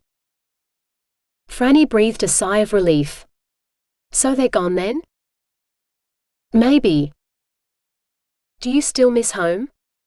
The question hung in the air, heavy as humidity. "My home's gone." "So's yours," Rue said, marching up the next row with the cedar. "Yes, but just because they're gone doesn't mean you don't miss them. Don't you? The sooner we get a good wheat crop, the sooner you'll have flour to start baking again. I'll have a farm. You'll have a bakery. You can't change the past, no matter how much you want to, and the people we wish were still there at the home we no longer have, they'd want us to be planning for the future, not mourning the past. They'd want us to be happy instead of miserable. Wouldn't your mum want that?" "Yeah, she would." "What's the first thing you're going to bake when you get your bakery?" Rue asked. "Strawberry tarts," Franny said, ducking her head to hide her smile. Claw had given her one to take home, and it had looked so good, she'd eaten it before she arrived back at the cantina. It had been years since she'd made one, but some things you didn't forget. Of course, knowing there was other food in the colony made eating ration bars here on the farm so much harder. "What's the first thing you're going to plant when you get your own farm?" Franny asked. They'd played this game so many times she could have answered for her, but then it wouldn't be the same. "Grapevines," Rue said. "And why are we doing this?" Together, they said, building a better world, for the good of the colony. "And for us," Rue added this time. "Because we deserve to be happy too." "Are you sure?" "Positive." They continued working in silence, but Franny couldn't help turning it all over in her head, just as the cedar turned the soil behind whatever it was planting. Going to the pub once a week for the dating events was supposed to be helping her find happiness, or at least someone who made her happy. Was it wrong to pin all her hopes on Claw? She adored working in his bakery, the only bakery in the colony no less, at least until the wheat yield improved, and she was unashamedly in love with his cock and the things he could do with it. The rest of him was pretty hot too, and they worked well together. Next Friday, she was going to tell him she wanted to date him. That she was interested in more than meeting once a week at the pub, before sneaking off to his bakery. Maybe even spending the whole night, if Donna didn't throw her in solitary for daring to spend a night away from the farm. Yes. She wanted Claw, not some random man she hadn't yet met. She was willing to take a chance on happiness with him. And she knew exactly how she wanted to paint her nails for Friday. 20. Franny was drumming her nails on the table when Claw arrived, later than he would have liked. He'd considered not coming, but he had to see her again, if only to know the truth. If he was really as horrible a person as he thought. But he couldn't take his eyes off those ruby-red nails. Stars, he wanted her to dig them into his back or his butt as he thrust deep between her thighs until she screamed for joy. He couldn't. He shouldn't have done it. No matter how much he wanted to, it was wrong. Then he sat down and saw them clearly. They're strawberries. You've painted your nails like little strawberries. With the seeds and holes and everything. He seized her hand so he could admire them. It took him a moment to remember he shouldn't do that either, and dropped her hand on the table. He hid his hands in his lap. I felt like something bright, and they reminded me of you. Her smile could have lit up the whole universe. All except the part where he was. How old are you, Franny? She blinked. It's a bit late to be asking that now, isn't it? I mean, checking if I'm jailbait after we've done the deed. He felt his cheeks grow hot. Please. I need to know. She blew out an angry breath. Fine. I'm 21. The second oldest in the collective, after Donna, of course. He didn't know what to think. Just that someone told me there were children in Star Farm, and I was worried. She snorted. You thought I was a kid? How many kids can make croissants and tarts and bread better than you? Well, none, he admitted. We were kids when we signed up for the program. All under 18, though Rue and I turned 18 soon after we were accepted. We sneaked out of the training college and down to the local pub for a drink on my birthday. The beer was disgusting and the wine was worse, but we managed to choke down a glass each before we snuck back. We were in so much trouble when we got back, no one was allowed to leave the college after that. Are any of you still under 18? He persisted. He had to know. No. Eva's the youngest, she was 15 when she joined the program. I'm not sure if she lied about her age or if she just got special permission or something. Anyway, she had her birthday a few weeks ago. She's 18 and legally an adult. She can drink all the foul beer she wants. Franny gestured at a blonde girl with a large glass of beer in her hand. And she's looking for her match here, in this pub? Franny shrugged. Some of us are. Some of us might have already found ours. And some of the girls are just fulfilling the terms of our contract. She couldn't blame them for it. She wasn't the only one here who wasn't cut out for farm life. What contract? The one we signed back on Earth, of course. In return for being transported to the colony, we are required to perform 10 years' labor and bear 4 children. This is Donna's way of helping them get a head start on the children part of things, I guess. Oh stars. Ali had been right. Sexual slavery, indentured labor, child labor, all of it. Is that why you picked me? To get you pregnant? She screwed up her nose. Fuck no. I was supposed to stay here and meet men in the hope of meeting someone I might want to spend my life with. Instead, I followed you on a whim to see your bakery. What we did after, well, I definitely remember you being pretty insistent on contraception, and I wasn't going to object. Maybe I should have.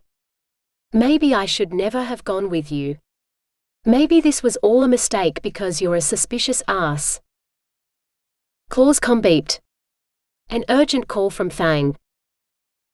Hey, you remember when you asked me if I'd done anything illegal? Fang asked. Claw rose. I need to take this. He bolted outside. Yeah, he asked. What if I think I've signed an illegal contract? This was definitely the night for dodgy contracts. Claw sighed. You'd better let me take a look at it. A moment later, the document appeared on the screen. Ali had been so right. Sexual slavery, and they were selling the girls. Fang, fool that he was, had bloody bought one. And Talon fancied one of the girls too. Worse, he was working at Star Farm with his birds. Stars. We need to tell Talon about this, before he does something stupid. Why? Where is he? At Star Farm. 21. He ran home. The moment the door closed behind him, Claw calmed Talon. The call connected, but no one spoke. Claw waited for a long moment before he said, Stars, take it, Talon, I know you're there. This won't wait until you wake up. I need you to get out of Star Farm immediately, do you hear me? Pack up your birds and go. Don't have any more contact with anyone from Star Farm. Especially not the girls. He might not even be there. He might not be listening. But Claw had to warn him. To convince him not to do anything as stupid as Fang already had. What had Ali said? Something about the treaty. He didn't understand it, but it had scared him enough. Maybe it would work on Talon too. Look, Talon, there's a reason those girls are isolated at Star Farm. Why they're not supposed to leave. Because if they get out and mix with the general population, the peace treaty and everything we've built here in the colony will be put at risk. For a moment he thought he heard someone say something, but then there was silence. Claw tried again. If just one of those girls gets out, she could start another war faster than the ice asteroid that destroyed the Titanic. He rubbed his eyes. That sounded crazy even to him. He waited another long moment, before ending the call. Then he called Ali. Last time, he'd been too busy worrying about being a pedophile, to get a proper explanation from her. This time, he wouldn't let Ali go until she told him why Franny, sweet, bubbly, sexy Franny, was such a threat to the colony. 22. Hi Orson. A baby began to wail. Are you busy? He didn't want to bother her when she had a screaming baby to deal with. No, I've just finished feeding Cece. She's screaming because she wants more, greedy little minx. Maybe it's time we started feeding her something more than milk. Claw didn't know a thing about babies. Okay. What's up? You marked the call as urgent. You were right. About all of it. The girls in Star Farm were recruited as kids back on Earth, they signed indentured labor contracts, including bearing children, and they went to the Intergalactic Dating Agency to find baby daddies. Then he remembered the contract Fang had signed. All buyers. What? So Ali hadn't known about the worst of it. The woman in charge of the school or the farm or whatever it is, sold one of the girls as a sex slave. How do you know this? Did you see it? Claw sighed. Because I've seen the contract he signed. My friend's the one who bought her. Your friend you thought was a good guy, Orson Claw, do you have any idea how many sexual predators get called good guys by their male friends who actually don't know anything about them? It's Fang. He is a good guy. Ali was silent for a moment. Fang? As in Dr. Fang? My dentist? Yes. How was Claw supposed to know if Fang was her dentist? You're telling me my vampire dentist bought a sex slave? He wasn't sure how to answer that. Maybe. That seemed safe. Stars Orson. This is an even bigger mess than I thought. In the silence, Claw summoned his courage. You know how you said the Star Farm girls could destroy the peace treaty and start a new war? What exactly did you mean by that? Another long pause. Are you alone? Somewhere where you can't be overheard? I'm in the bakery and of course I'm alone. The girl I wanted to spend my evening with is apparently such a huge threat to the colony that she needs to be locked up. Okay, I'm in the bedroom. With the door closed so no one can hear me. And did you just say that you've bought one of the Star Farm girls too? You're a lawyer, Orson. You know that's all kind of illegal. How old is she? Claw let out a breath he hadn't known he'd been holding. Franny's 21. She turned 18 before she even left Earth. All the girls are adults now, she said. Even the youngest. That's why they were in that pub. You still bought her. 2 strawberry tarts are hardly a fair price for a human being, Claw shot back. 2 what? Did you say tarts? You've bought 2 girls now? No. Never mind. I haven't bought anyone.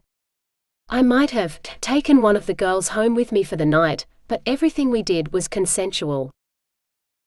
Indentured labor, sexual slavery, there's no way you can know that. If she believes the farm owns her body, then she's already been coerced. There's no way she can give consent under those circumstances. He thought of Franny, of how she'd begged for him. She did. You've got to believe me, Allie. Look, ask her if you like. Everything we did was consensual. I'm sure Fang's the same. He's a vampire for Star's sake. He has to get consent before he can bite anyone or take a single drop of blood. He wouldn't have touched the girl without her consent. You don't know that. You can't know that. Star's Orson. It's Claw, he exploded. All right, Claw. You've really dipped your dick in it this time. You and your friend. Wait, didn't you say there were 3 of you? Talon. The Griffin Meow Keeper. I called him the moment I knew Star Farm was suspicious, to warn him away from them. And what did he say? Claw hesitated. I don't know. The call went through, so I think he heard me, but I can't be sure. I told him to leave the farm and stay away from the girls.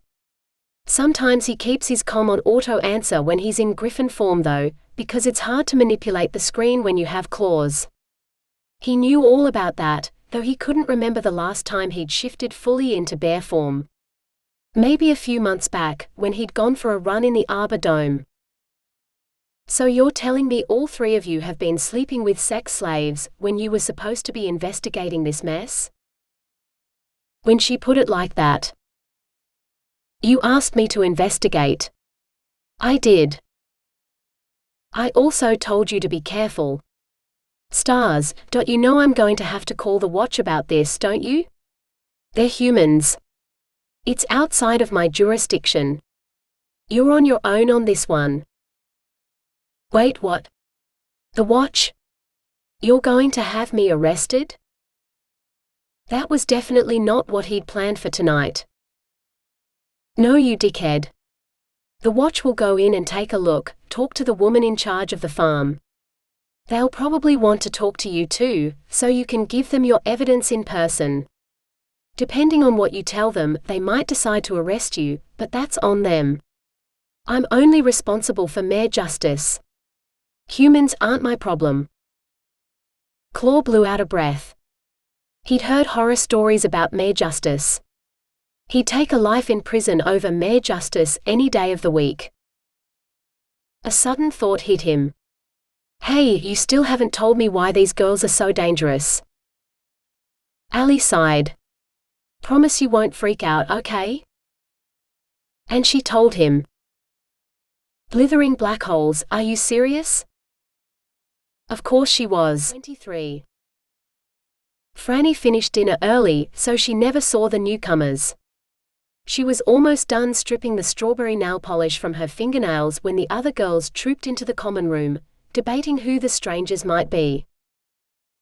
It was 2 women in uniform, Kalina said. Her eyes lit up when she saw Franny had her nail kit out. Ooh, are you painting nails tonight?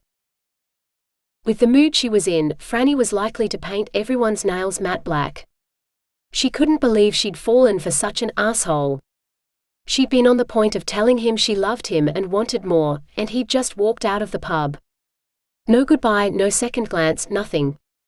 Like he didn't care about her at all, and she'd just been a night's fun to him. Fun and free labor, no less.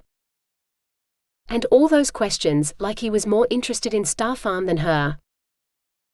It was clear she meant nothing to him, so he should be less than nothing to her.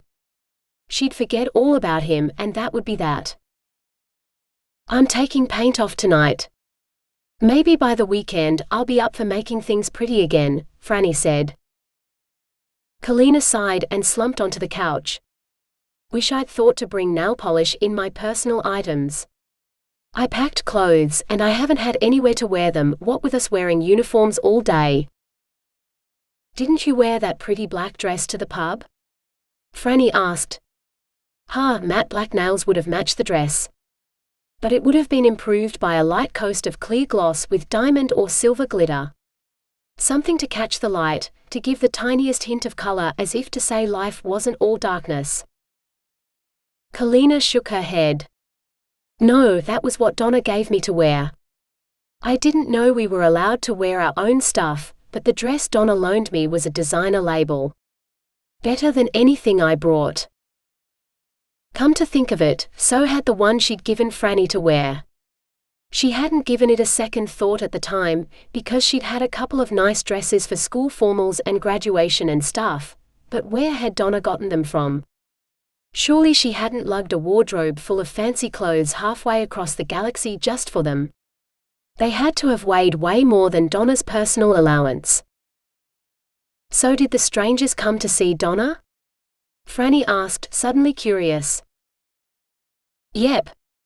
They asked to see her, but she's not back yet. Ah, that's right. Franny hadn't seen Donna at any of the meals today, which was unusual. Maybe she'd had important things to do in the colony. Or maybe she'd just taken a day off, her first in the year they'd been in the colony. So did they just leave? Franny asked. See they'd come back later? Kalina grinned. Nope. They insisted on seeing whoever was in charge because this wouldn't wait, so they ducked into Donna's office with Flora and closed the door. So we just have to wait until they leave and then ask Flora what they wanted. Franny said. Like Flora will tell us. Isn't she Donna's niece or something? She'd never sell out her family's secrets. Actually, Flora had barely known Donna when her parents died and she'd become her ward. Flora had confessed to Franny once when she'd painted her nails. Then she'd been accepted into the Farm Stars program and not seen Donna again until they woke up here. Sure, Flora was the one placed in charge when Donna left the farm, and she'd been the one at the pub, making sure everyone was there when it was time to go home, but it wasn't like Flora wanted the responsibility. I heard some man shouting to Donna about the blonde girl last night. He was at the pub too. Do you think he came here looking for Danny? Kalina asked. Franny shrugged. Danny or Eva? Who knows? Actually, I haven't seen either of them tonight. Have you? Eva's probably in solitary again.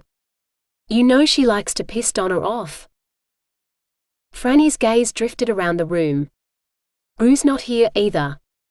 I don't think I've seen her all day, and that's really weird, because she's all about the farming usually.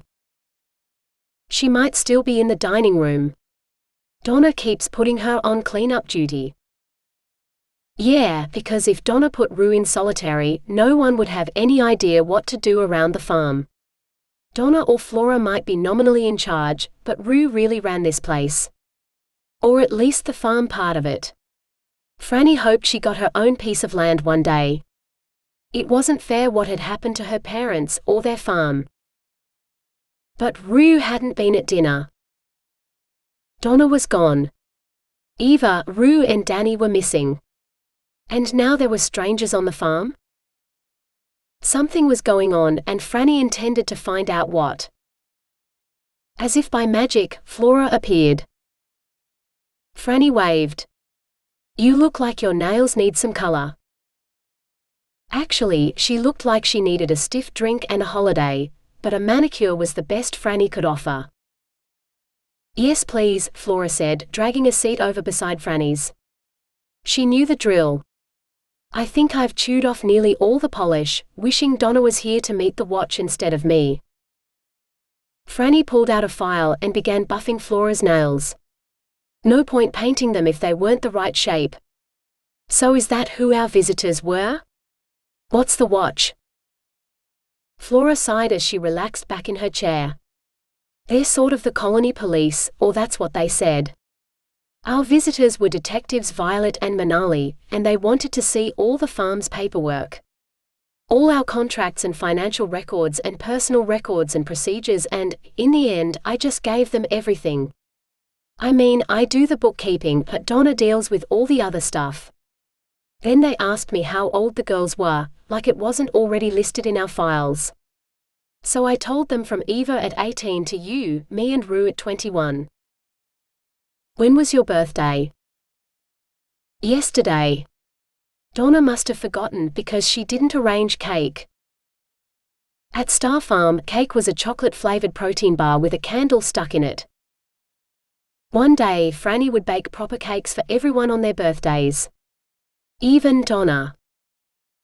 "Happy birthday then. Why didn't you say something yesterday?" Flora shrugged. "I guess it felt weird, preparing my own cake instead of having someone bring it out to me. I usually do it for everyone else, but I felt silly doing it for myself." "Right, what color do you want?" "I'm thinking, a lovely sky blue base coat, with a different birthday balloon on each finger. What do you think? I mean, I could do candles instead." Flora beamed. "Balloons would be perfect." "So did the watch say why they wanted all the farm's paperwork?" Franny asked as she stroked the blue gloss down Flora's nails. Flora shrugged again. "They wouldn't say much. Something about legal irregularities, or possible ones. They made it sound like someone had forgotten to dot an I or cross a T or something. They said not to worry. Like the lawyers had told Mum not to worry about her father's divorce, because it couldn't possibly affect them, and then they'd lost the bakery." "Have you seen Danny or Rue or Eva today?" Franny set Flora's hand down on the table, glistening with blue polish, and reached for the other one. "No, none of them. Oh, Eva's in solitary again. Donna put her in there for not making a match at the dating thing the other night. Funny, seeing as Eva was so eager to go, but she rejected every man who came near her. Kept saying she had particular tastes, whatever that means." Flora rolled her eyes. "I should probably let her out.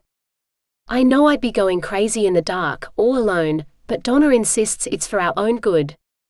Teacher's obedience or some shit like that. I'm pretty sure sensory deprivation is a kind of torture, and illegal everywhere except here. Maybe that's what the watch is worried about. They might take away the stasis pods, so Donna can't confine us to solitary again. Hey, she could hope. Eva can probably wait another 15 minutes, or until your nails dry though. I think she actually likes the pods." "You know, you might be right.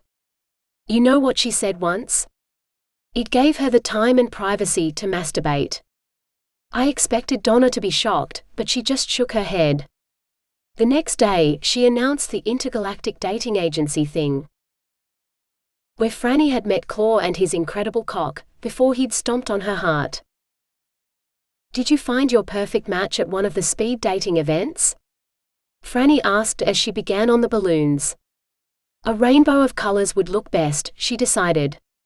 With black strings. Flora's cheeks turned faintly pink.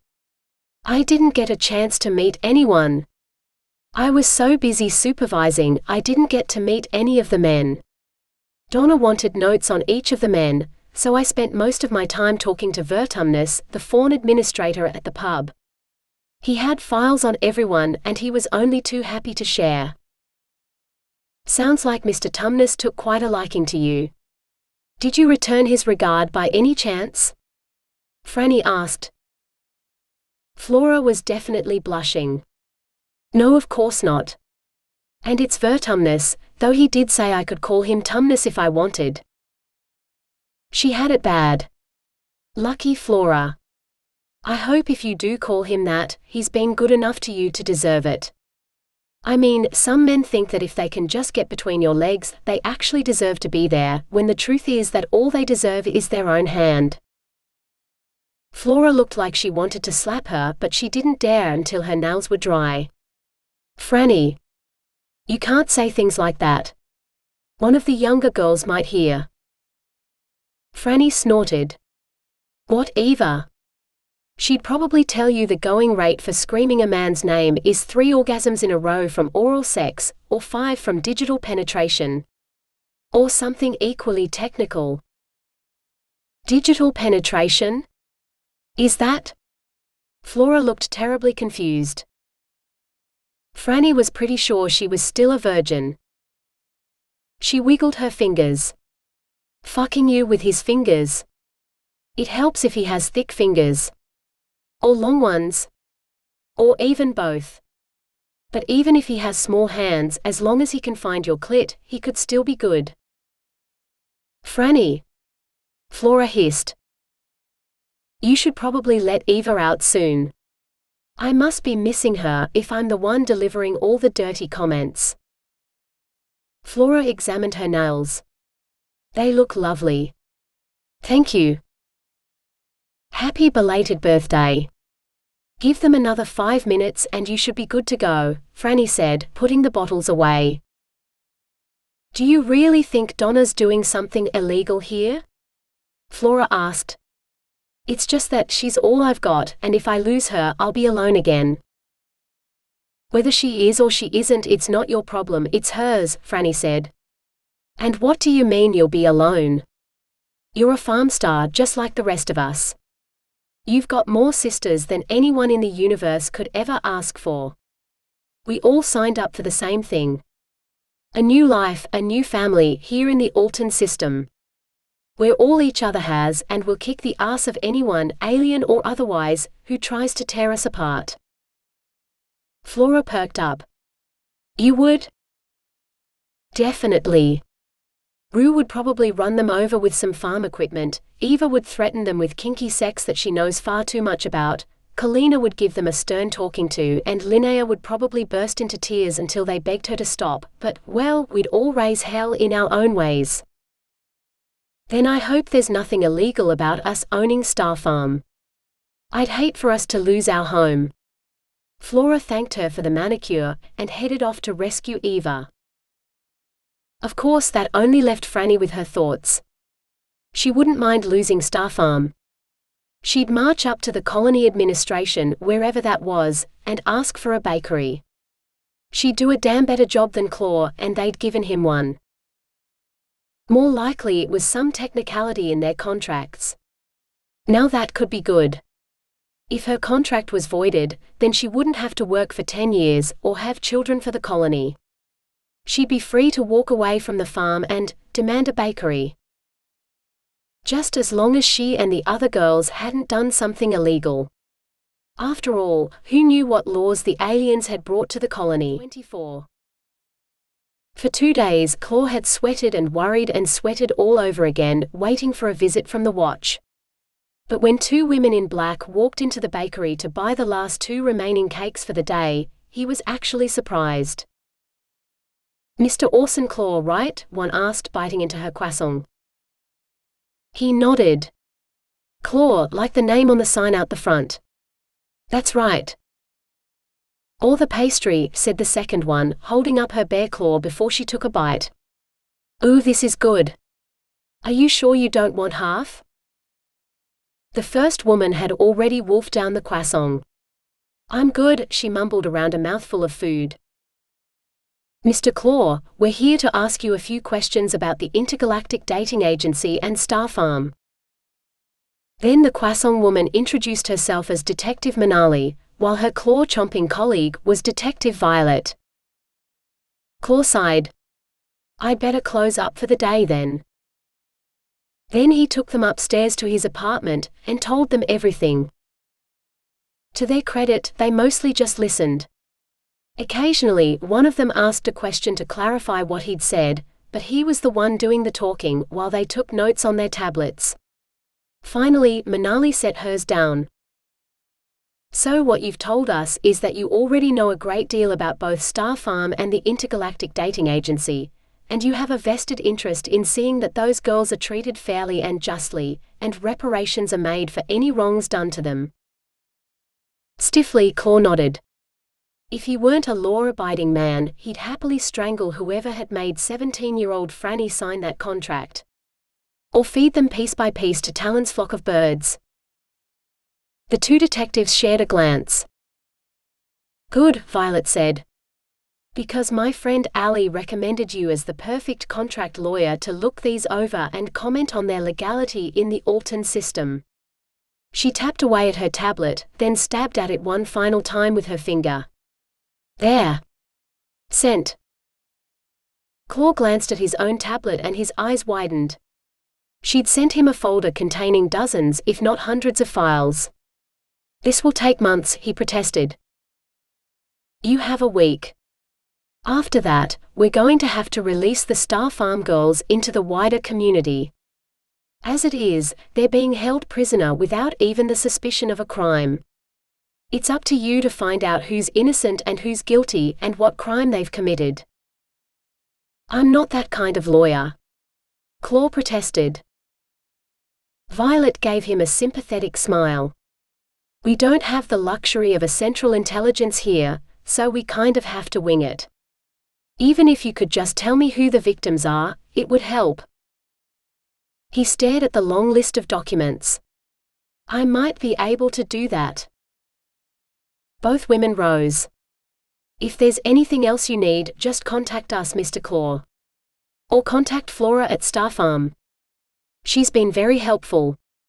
As you are helping the Watch in an official capacity, you can requisition any information you need from anyone in the colony to help us on this case.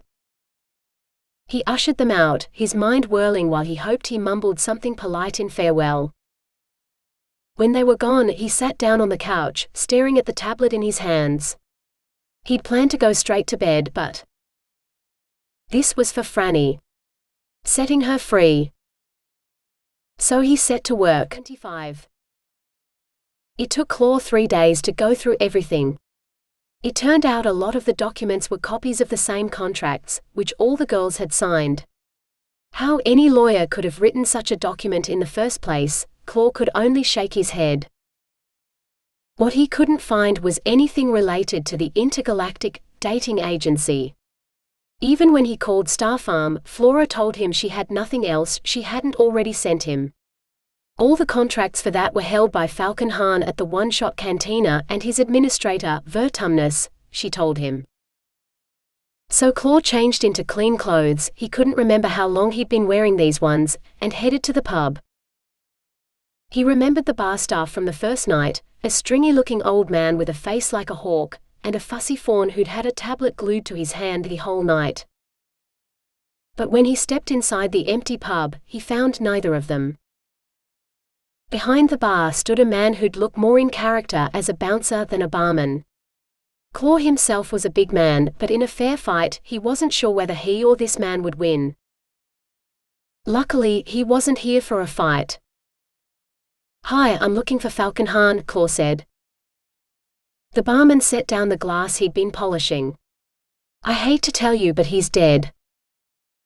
Claw froze. He's what? Dead. Died of a heart attack. It's kind of sad, really. It looks like he went out back to put out the rubbish, and collapsed behind the bins. Nobody found his body until the scheduled pickup a week later, and then he was too far gone for anyone to help him. I'm the new owner. Name's Hercules. He extended a meaty hand. Claw shook. Firm but not intimidating. Like Hercules didn't have anything to prove. Claw could respect that. Nice to meet you and all, but I'm here to review some documentation about the Intergalactic Dating Agency, something Falcon Han was involved with, hosted here at the cantina. Any chance you'd be willing to show me the contracts? Hercules shrugged. I don't know anything about that, but you're welcome to take a look in the office. You won't need a password, I've left everything unlocked. He seemed helpful enough, so Claw set to work before Hercules changed his mind. Actually, everything was pretty clear. Just like the men who'd signed up for the agency services, Star Farm Collective had signed for its girls. As adult members of the collective, that was all legal and above board. Claw breathed a sigh of relief. On paper at least, Franny had been here of her own volition and free to do as she chose. But when he considered the contract she'd signed with Star Farm, now that was another can of worms entirely. 26. So it looks like the only guilty party I can find is this Donna woman, at least here in the colony, and whoever put together the Farm Stars program in the first place, back on Earth. It looks like some sort of foundation, and I found a list of names, but none of them appear to live in the colony, Claw finished, looking from Manali to Violet and back again. He wouldn't want to play poker against either of these women. That list of names matches some of the original Genesis colonists. They were all killed in the terrorist attack on the space elevator. They never made it to Exodus, Manali said. They were all rich, powerful men who'd put a lot of money into building Genesis. The kind who could hire the best lawyers to ensure they got off scot-free, no matter what crimes they were accused of. The colony is a better place without them, I'm sure. Claw whistled. I'll say. What about Donna? Violet frowned. She's disappeared. No one's seen her since before we first visited the farm. It's like someone warned her we were coming. Claw threw his hands up. Don't look at me. I want answers from this woman as much as you. The things she's done. Yes, and when we find her, justice will be done, Violet said darkly. But in the meantime, can I confirm that all the girls presently living at Star Farm are innocent of any crime to the best of your knowledge, and are all victims in this matter? He didn't know all the girls, but based on the documents you've given me, yes. They were coerced into signing contracts of questionable legality, and then forced to hold to the terms of that contract. The only good news I can see is that the bonuses they were due as first settlers, as well as the salaries they earned while working at the farm, have been held in trust in the Star Farm collective accounts. So even without this Donna, there are funds available to compensate them for the theft and what amounted to slave labor. Good. So, you're available to brief the Star Farm residents tomorrow on their legal status and options? Me? Of course it has to be you. You're the most qualified contract lawyer in the colony, and the Watch engaged your services to help us in this matter. Do you think I'm going to stand there and answer questions on colony law and contracts? No, we need a lawyer for that, and that's you. But 5 in the evening at Star Farm, Mr. Claw. Don't be late. Claw sighed. He'd be there. Maybe he'd even get to see Franny again. Not that she'd want to see him. 27. They'd assembled in the dining room to hear what the grave-looking man had to say. Flora just kept shaking her head, muttering to herself, convinced they were about to hear something terrible. Rue and Danny had reappeared, but they both sat off to the side, separate from everyone else, and beaming like they'd both won the lottery. As for the other girls, the room was filled with chattering and whispering, as everyone wondered what they'd hear. Finally, the grave-looking man hushed everyone. My name is Ira, and I'm the commander of the Watch here in the colony. I am, for lack of a better phrase, the law in these parts. So it falls to me to tell you what I must today. I'm sorry for those of you who might already know what I have to tell you, but I need to make sure everyone is on the same page. So if you'll forgive me, I have a short history lecture for you. Grumbling for a few seconds before everyone fell silent. You were all recruited for the Farm Stars program. The program wanted fit, healthy girls aged between 16 and 18 with few family connections, preferably a trade or an interest in farming and a willingness to go into space. On acceptance, you were required to sign contracts that bound you to 10 years of labor in the colony and the live birth of 4 children. You were subjected to rigorous training on Earth, before being sent up to Exodus, where you were placed in stasis in the not yet completed colony ship, Genesis. Right? Heads nodded. Even Franny couldn't fault him. After you were placed in stasis, there was a terrorist attack on the space elevator and Exodus. The space station was damaged and the space elevator was destroyed. Those aboard the Exodus had no choice but to board the Genesis and come to the Alton system, though they were not the colonists who'd paid for passage, like your benefactors, who were killed in the attack, or indentured laborers like yourselves. They were construction crews and station staff.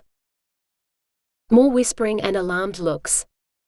Claw had told her some of this before, but she hadn't believed him. These are some images of the damage done by the attack. Gasps rose from the girls as Franny couldn't deny it anymore. Half of Exodus was gone and the space elevator, God, you could see the impact crater it had made on Earth.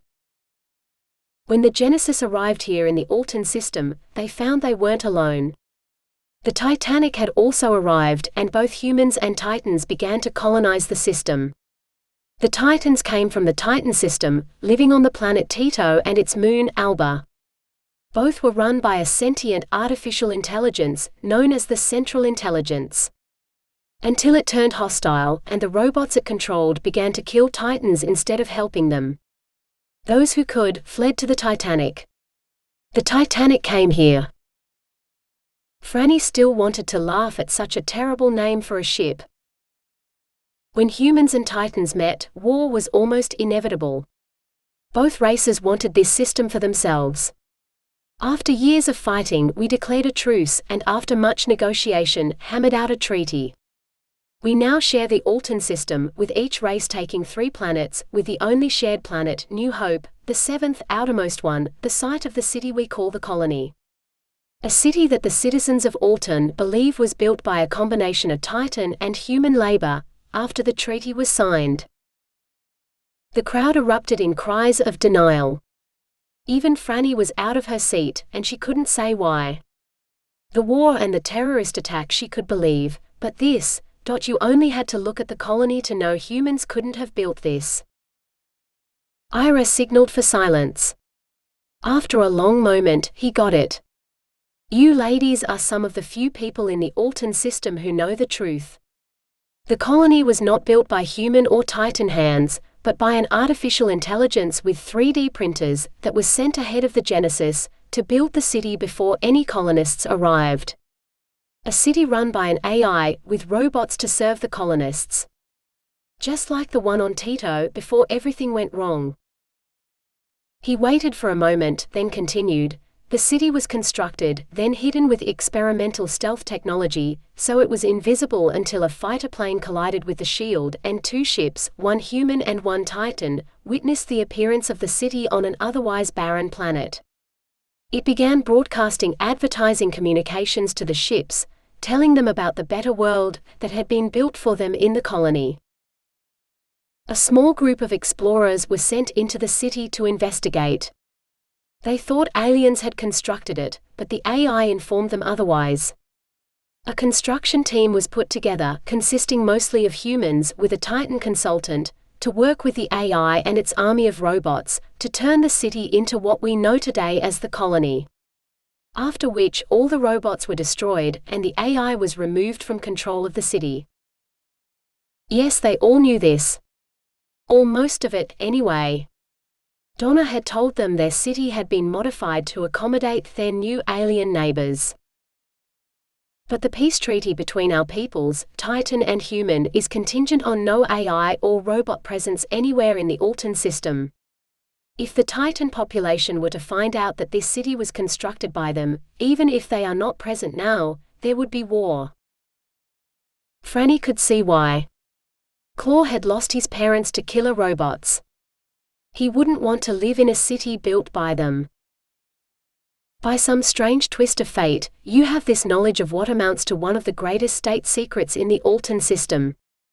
Before you can leave Star Farm and mingle with the rest of the colony population, I must ask you to sign a non-disclosure agreement."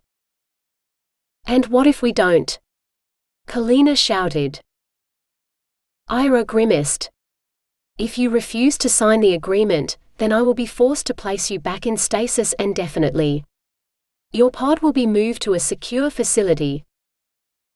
So all we have to do is not talk about robots or AI or how this city was built, yeah?" Kalina asked. Ira nodded. "Anyone got a problem with that?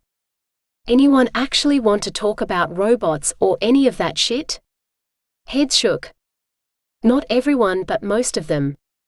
Kalina nodded. "Right, where do we sign then?" They all lined up, and within minutes every contract was signed. Even Franny didn't hesitate. If they wanted to leave Star Farm and mingle with the rest of the colony, oh hell yes. "If you violate this contract, you commit treason and the punishment is severe," Ira said, but no one seemed to be listening anymore. "What about leaving Star Farm? We still have the other contracts we signed." Kalina shouted. Ira coughed. "This is where I introduce you to our legal expert, Mr. Orson Claw." "Wait, what?" 28. Claw knew there were other people in the crowd, but the moment he saw Franny's face, the room might as well have been empty. She was the reason he was here, why he'd worked so hard. She definitely didn't look happy to see him, but right now he couldn't allow himself to think about that. "When you signed the contracts for the FarmStars program back on Earth, you weren't legally adults. Which means, under Earth laws and the ones here in the Alton system, the contracts you signed back then are not legally binding. Even if your parents had signed them for you as your legal guardians, the moment you turned 18, the contracts were voided. Because the records now show all of you are most definitely adults over the legal age of 18, any contract you sign now, including the non-disclosure agreement, is legally binding. The FarmStars program that you signed up for does not exist in the Alton system." Shocked exclamations came from the audience, but Franny just looked like someone had lifted a weight off her shoulders. Like she'd already half expected this. However, while the program might not exist, Star Farm is a very real place, and the Star Farm Collective, which owns it, is a legal entity. When it was created, you were all listed as members of the collective, allowing the collective to collect your salary and bonuses on your behalf. From what I can tell, those credits are still sitting in the collective's accounts, untouched. As adult citizens in the colony, you are entitled to remove your share of the overall funds, should you choose to leave the collective. He took a deep breath. This is where you have a choice. You are free citizens of the colony. As such, you are entitled to accommodation, education, employment and ration bars in accordance with your family status.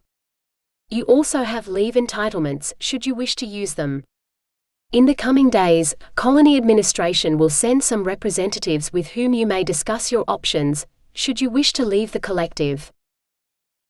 Which leads me to the most difficult decision you will have to make. Though you did not sign any agreements about this, you are listed as members of the Star Farm Collective. If you should all decide to dissolve the collective and go your own separate ways, you will no longer be able to stay here at Star Farm, as it will be reallocated to other farmers who wish to use the facility. If some of you wish to continue with the collective and retain Star Farm, then you will need to write a new agreement and sign this. In fact, should some of you choose to continue as part of the collective, you will need to completely rewrite all agreements, contracts and procedures in line with colony legal requirements. Any contract which was not entered into in accordance with the laws of the Alton system is null and void, and any credits which changed hands in line with those contracts will be returned to the original owner, unless the payment is for services rendered, in which case the matter must be negotiated with the person who rendered the services. He coughed, unable to stop his eyes from shifting to the girl Fang had bought. She looked cheerful enough. Maybe she knew just how much Fang had paid for her, and was considering what she might buy with it. Fang was lucky he hadn't been arrested for doing something so stupid. You will have 4 weeks in which to decide. Any questions? 29. Franny wasn't sure whether she wanted to hit Claw or hug him. She'd hardly dared hope that the contract might be cancelled, yet here he was telling her it didn't exist. Even better, now Donna couldn't stop her from leaving and starting up her own bakery in the colony. She would too. She'd tell the colony administration that she was a way better baker than Claw, and how competition was good for business and the community. And maybe, when her bakery was established as the best pastry house in the colony, she might find another man to bend her over the work table when all the work was done, thrust his massive cock inside her and keep going until she screamed in ecstasy. Not once but over and over and… Who was she kidding? Claw was the only man she wanted, and his was the only cock that haunted both her waking hours and her dreams. 30. Do we still have to bear babies for the colony? One girl asked. Not if you don't want to. You aren't bound by that old contract anymore. It is up to you, as responsible adults, who, if anyone, you choose to share your bodies with, and whether you have children. There is no pressure to have a family. If you might have already found someone you'd like to date, or maybe even something more, you're free to choose whether you want to be with that person. He couldn't help but look at Franny then, wishing he could tell her that he longed with all his heart for her to choose him, just like she did that first night in the pub. What if we want training to take on a new job, like if we want to study to be a nurse or a midwife? Would the colony allow that? Interesting. That was the girl Fang had bought. She didn't need a job, not with his money, but not everyone wanted to sit around doing nothing. That's absolutely something the colony administration would be interested in helping you with, including housing near the hospital, if you want to stay in Metropolis City instead of one of the satellite domes. There are brochures on the table over there, describing each of the domes and the climate and recreation options they each offer. Of course, you are free to enter any dome and any public area you wish at any time, but you might be partial to sporting events or walking in the woods or lakeside living, in which case you'd choose the dome that matches what you like best. What if we're already trained in a trade and want to set up our own business? He'd know her voice anywhere. His eyes met hers and he couldn't look away. 31. When he was too busy looking at her with naked longing to answer, Franny forced herself to ask the question again. What if we're already trained in a trade and want to start our own business? His face fell, like she'd driven a dagger right into his heart. Then the colony administration will help you find premises, and assign you the resources you need to start that business. You'll need to keep applying for each week's resource allocation, depending on what's available, but that's the same for any business, anywhere. The only difference here is that if you're missing half your milk order, it's usually because there isn't any more milk in the colony this week, and there won't be any more until next week. Next week. God, what she'd give to see him again next week. To work beside him in the same kitchen, stopping for a quickie, then back to work again. All night. Every night. She shouldn't even be thinking it. He'd been investigating Star Farm all this time and she'd only been a means to an end, but that end had been to tear up her contract, to free her from her indenture. She wanted to be mad at him, but she also wanted to jump on him, climb him like a tree and… Franny closed her eyes. She was not going to have sex in public with this man. No matter how much she wanted to. What if we wanted to enter into a partnership with an existing business, to widen the range of products that business might be able to offer and improve them? She asked. His mouth opened but no words came out. Almost like he wanted it as much as she did. As a free citizen of the colony, any partnership you wish to enter into would be entirely your choice. I imagine any business owner you wish to partner with would be extremely lucky to have you. His eyes begged and she knew she was lost. Damn puppy dog eyes. She laughed. As long as he remembers how lucky he is every day, I think I could work with that. Well, if there are no more questions. Claw glanced around, but there were no more raised hands. Then thank you for not falling asleep during my briefing, and good luck with the decisions you'll be making in the near future. Franny rose from her seat, dashing to meet Claw before he could leave. Did you really mean what you said? You want to work with me? He asked. Well, someone's got to teach you how to bake properly, she teased. But yes, I think we work well together. I like working with you, and as long as there's plenty of good hot sex and you bake me croissants for breakfast every morning, maybe we could even make the partnership more than just a business one. His eyes shone. I didn't think you'd forgive me for how rude I was to you the last time I saw you at the pub. I wanted nothing more than to take you back home with me, like the other nights we spent together, but I knew I couldn't until you were free of that indenture contract.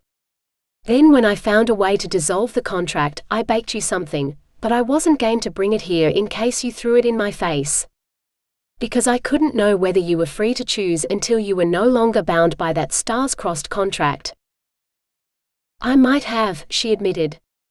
There I was all ready to tell you I wanted more than just the occasional meet-up in the pub, and you just left.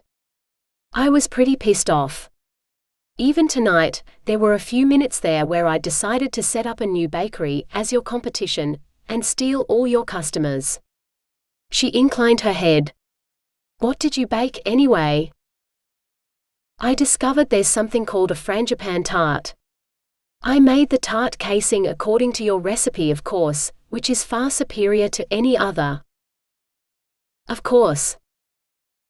I filled it with Frangipani, which is a smooth, sweet almond paste which would remind me of you even if it weren't named after you. And then the fruit delivery arrived from Eden, and you know what was on top? A single red apple. The colony's first apple harvest, apparently, and the perfect thing to finish off your tart. Sliced thin, I arranged the apple on top of the tart, like the petals of a frangipani flower. If you come home with me tonight after this, I'll show you. No, I'll feed it to you before you tell me how I could have made it better. And then, well, that will be up to you. I could make a start on your first installment of breakfast croissants, but I'm never, ever going to say no to hot sex with you. Maybe we could even go upstairs to my bed so we can take our time, if you're going to be staying for breakfast. Franny threw her arms around his neck. I think I'll want to stay forever. Then she kissed him, and he kissed her back, and nothing else in the universe mattered. 32. Flora collected up the non-disclosure agreements, while everyone else stood around, talking. I'm going to train as a midwife. I had my first appointment last week with an amazing midwife named Maya, and she said she's looking for trainees. I won't need my own apartment because I'll be living with Fang, Danny said. I'm going to move in with Claw and help him run his bakery, Franny said. Is he as good in bed as he looks? Rue asked. Franny beamed. Better. What about you? What will you do, Rue? I'm partnering with Talon to run his farm. We've already ordered our first flock of emus and some vine stock. I'm not sure how well the emus will get on with his meows, but it's not like they're going to eat each other, so I'm sure they'll get used to each other eventually. All eyes turned to Flora. What are you going to do? Flora managed a wan smile. Well, someone has to stay here and sort things out. Some of the other girls want to stay too, so I guess I'll be busy rebuilding the Star Farm Collective from the ground up, though with fewer people. You'd be welcome if you want, Rue, even if you won't live here. Rue nodded thoughtfully. Maybe. I mean, Star Farm is growing experimental crops for farming Elysium, and I always plan to settle on a planet with breathable air, not a dome like this one. I don't know. I guess I have 4 weeks to decide, don't I? Flora nodded. None of this seemed real. Least of all how she'd become the person in charge. Damn Donna for disappearing. She should be the one dealing with all this, not her. Ira came to collect the signed agreements. Is this everyone? No, Flora said sadly. Eva's still missing. Ira looked alarmed. There's a farm stars girl loose in the colony who hasn't signed the non-disclosure agreement? How is that possible? Flora just shook her head. She's missing. None of us know where she is. Ira pressed his lips together. Then the Watch will devote every resource we have to finding her. Do you know where she might be? She should be here, Flora said. Very well. I'll put my best detectives on it. Flora only hoped it would be enough. 33. In another part of the colony, Eva woke with a pounding headache. But when she tried to lift her arm to rub her temples, she found her hand cuffed to the bedhead. Both hands, in fact. Shit. This can't be good, Eva said. This has been. Claw, an alien sci-fi romance.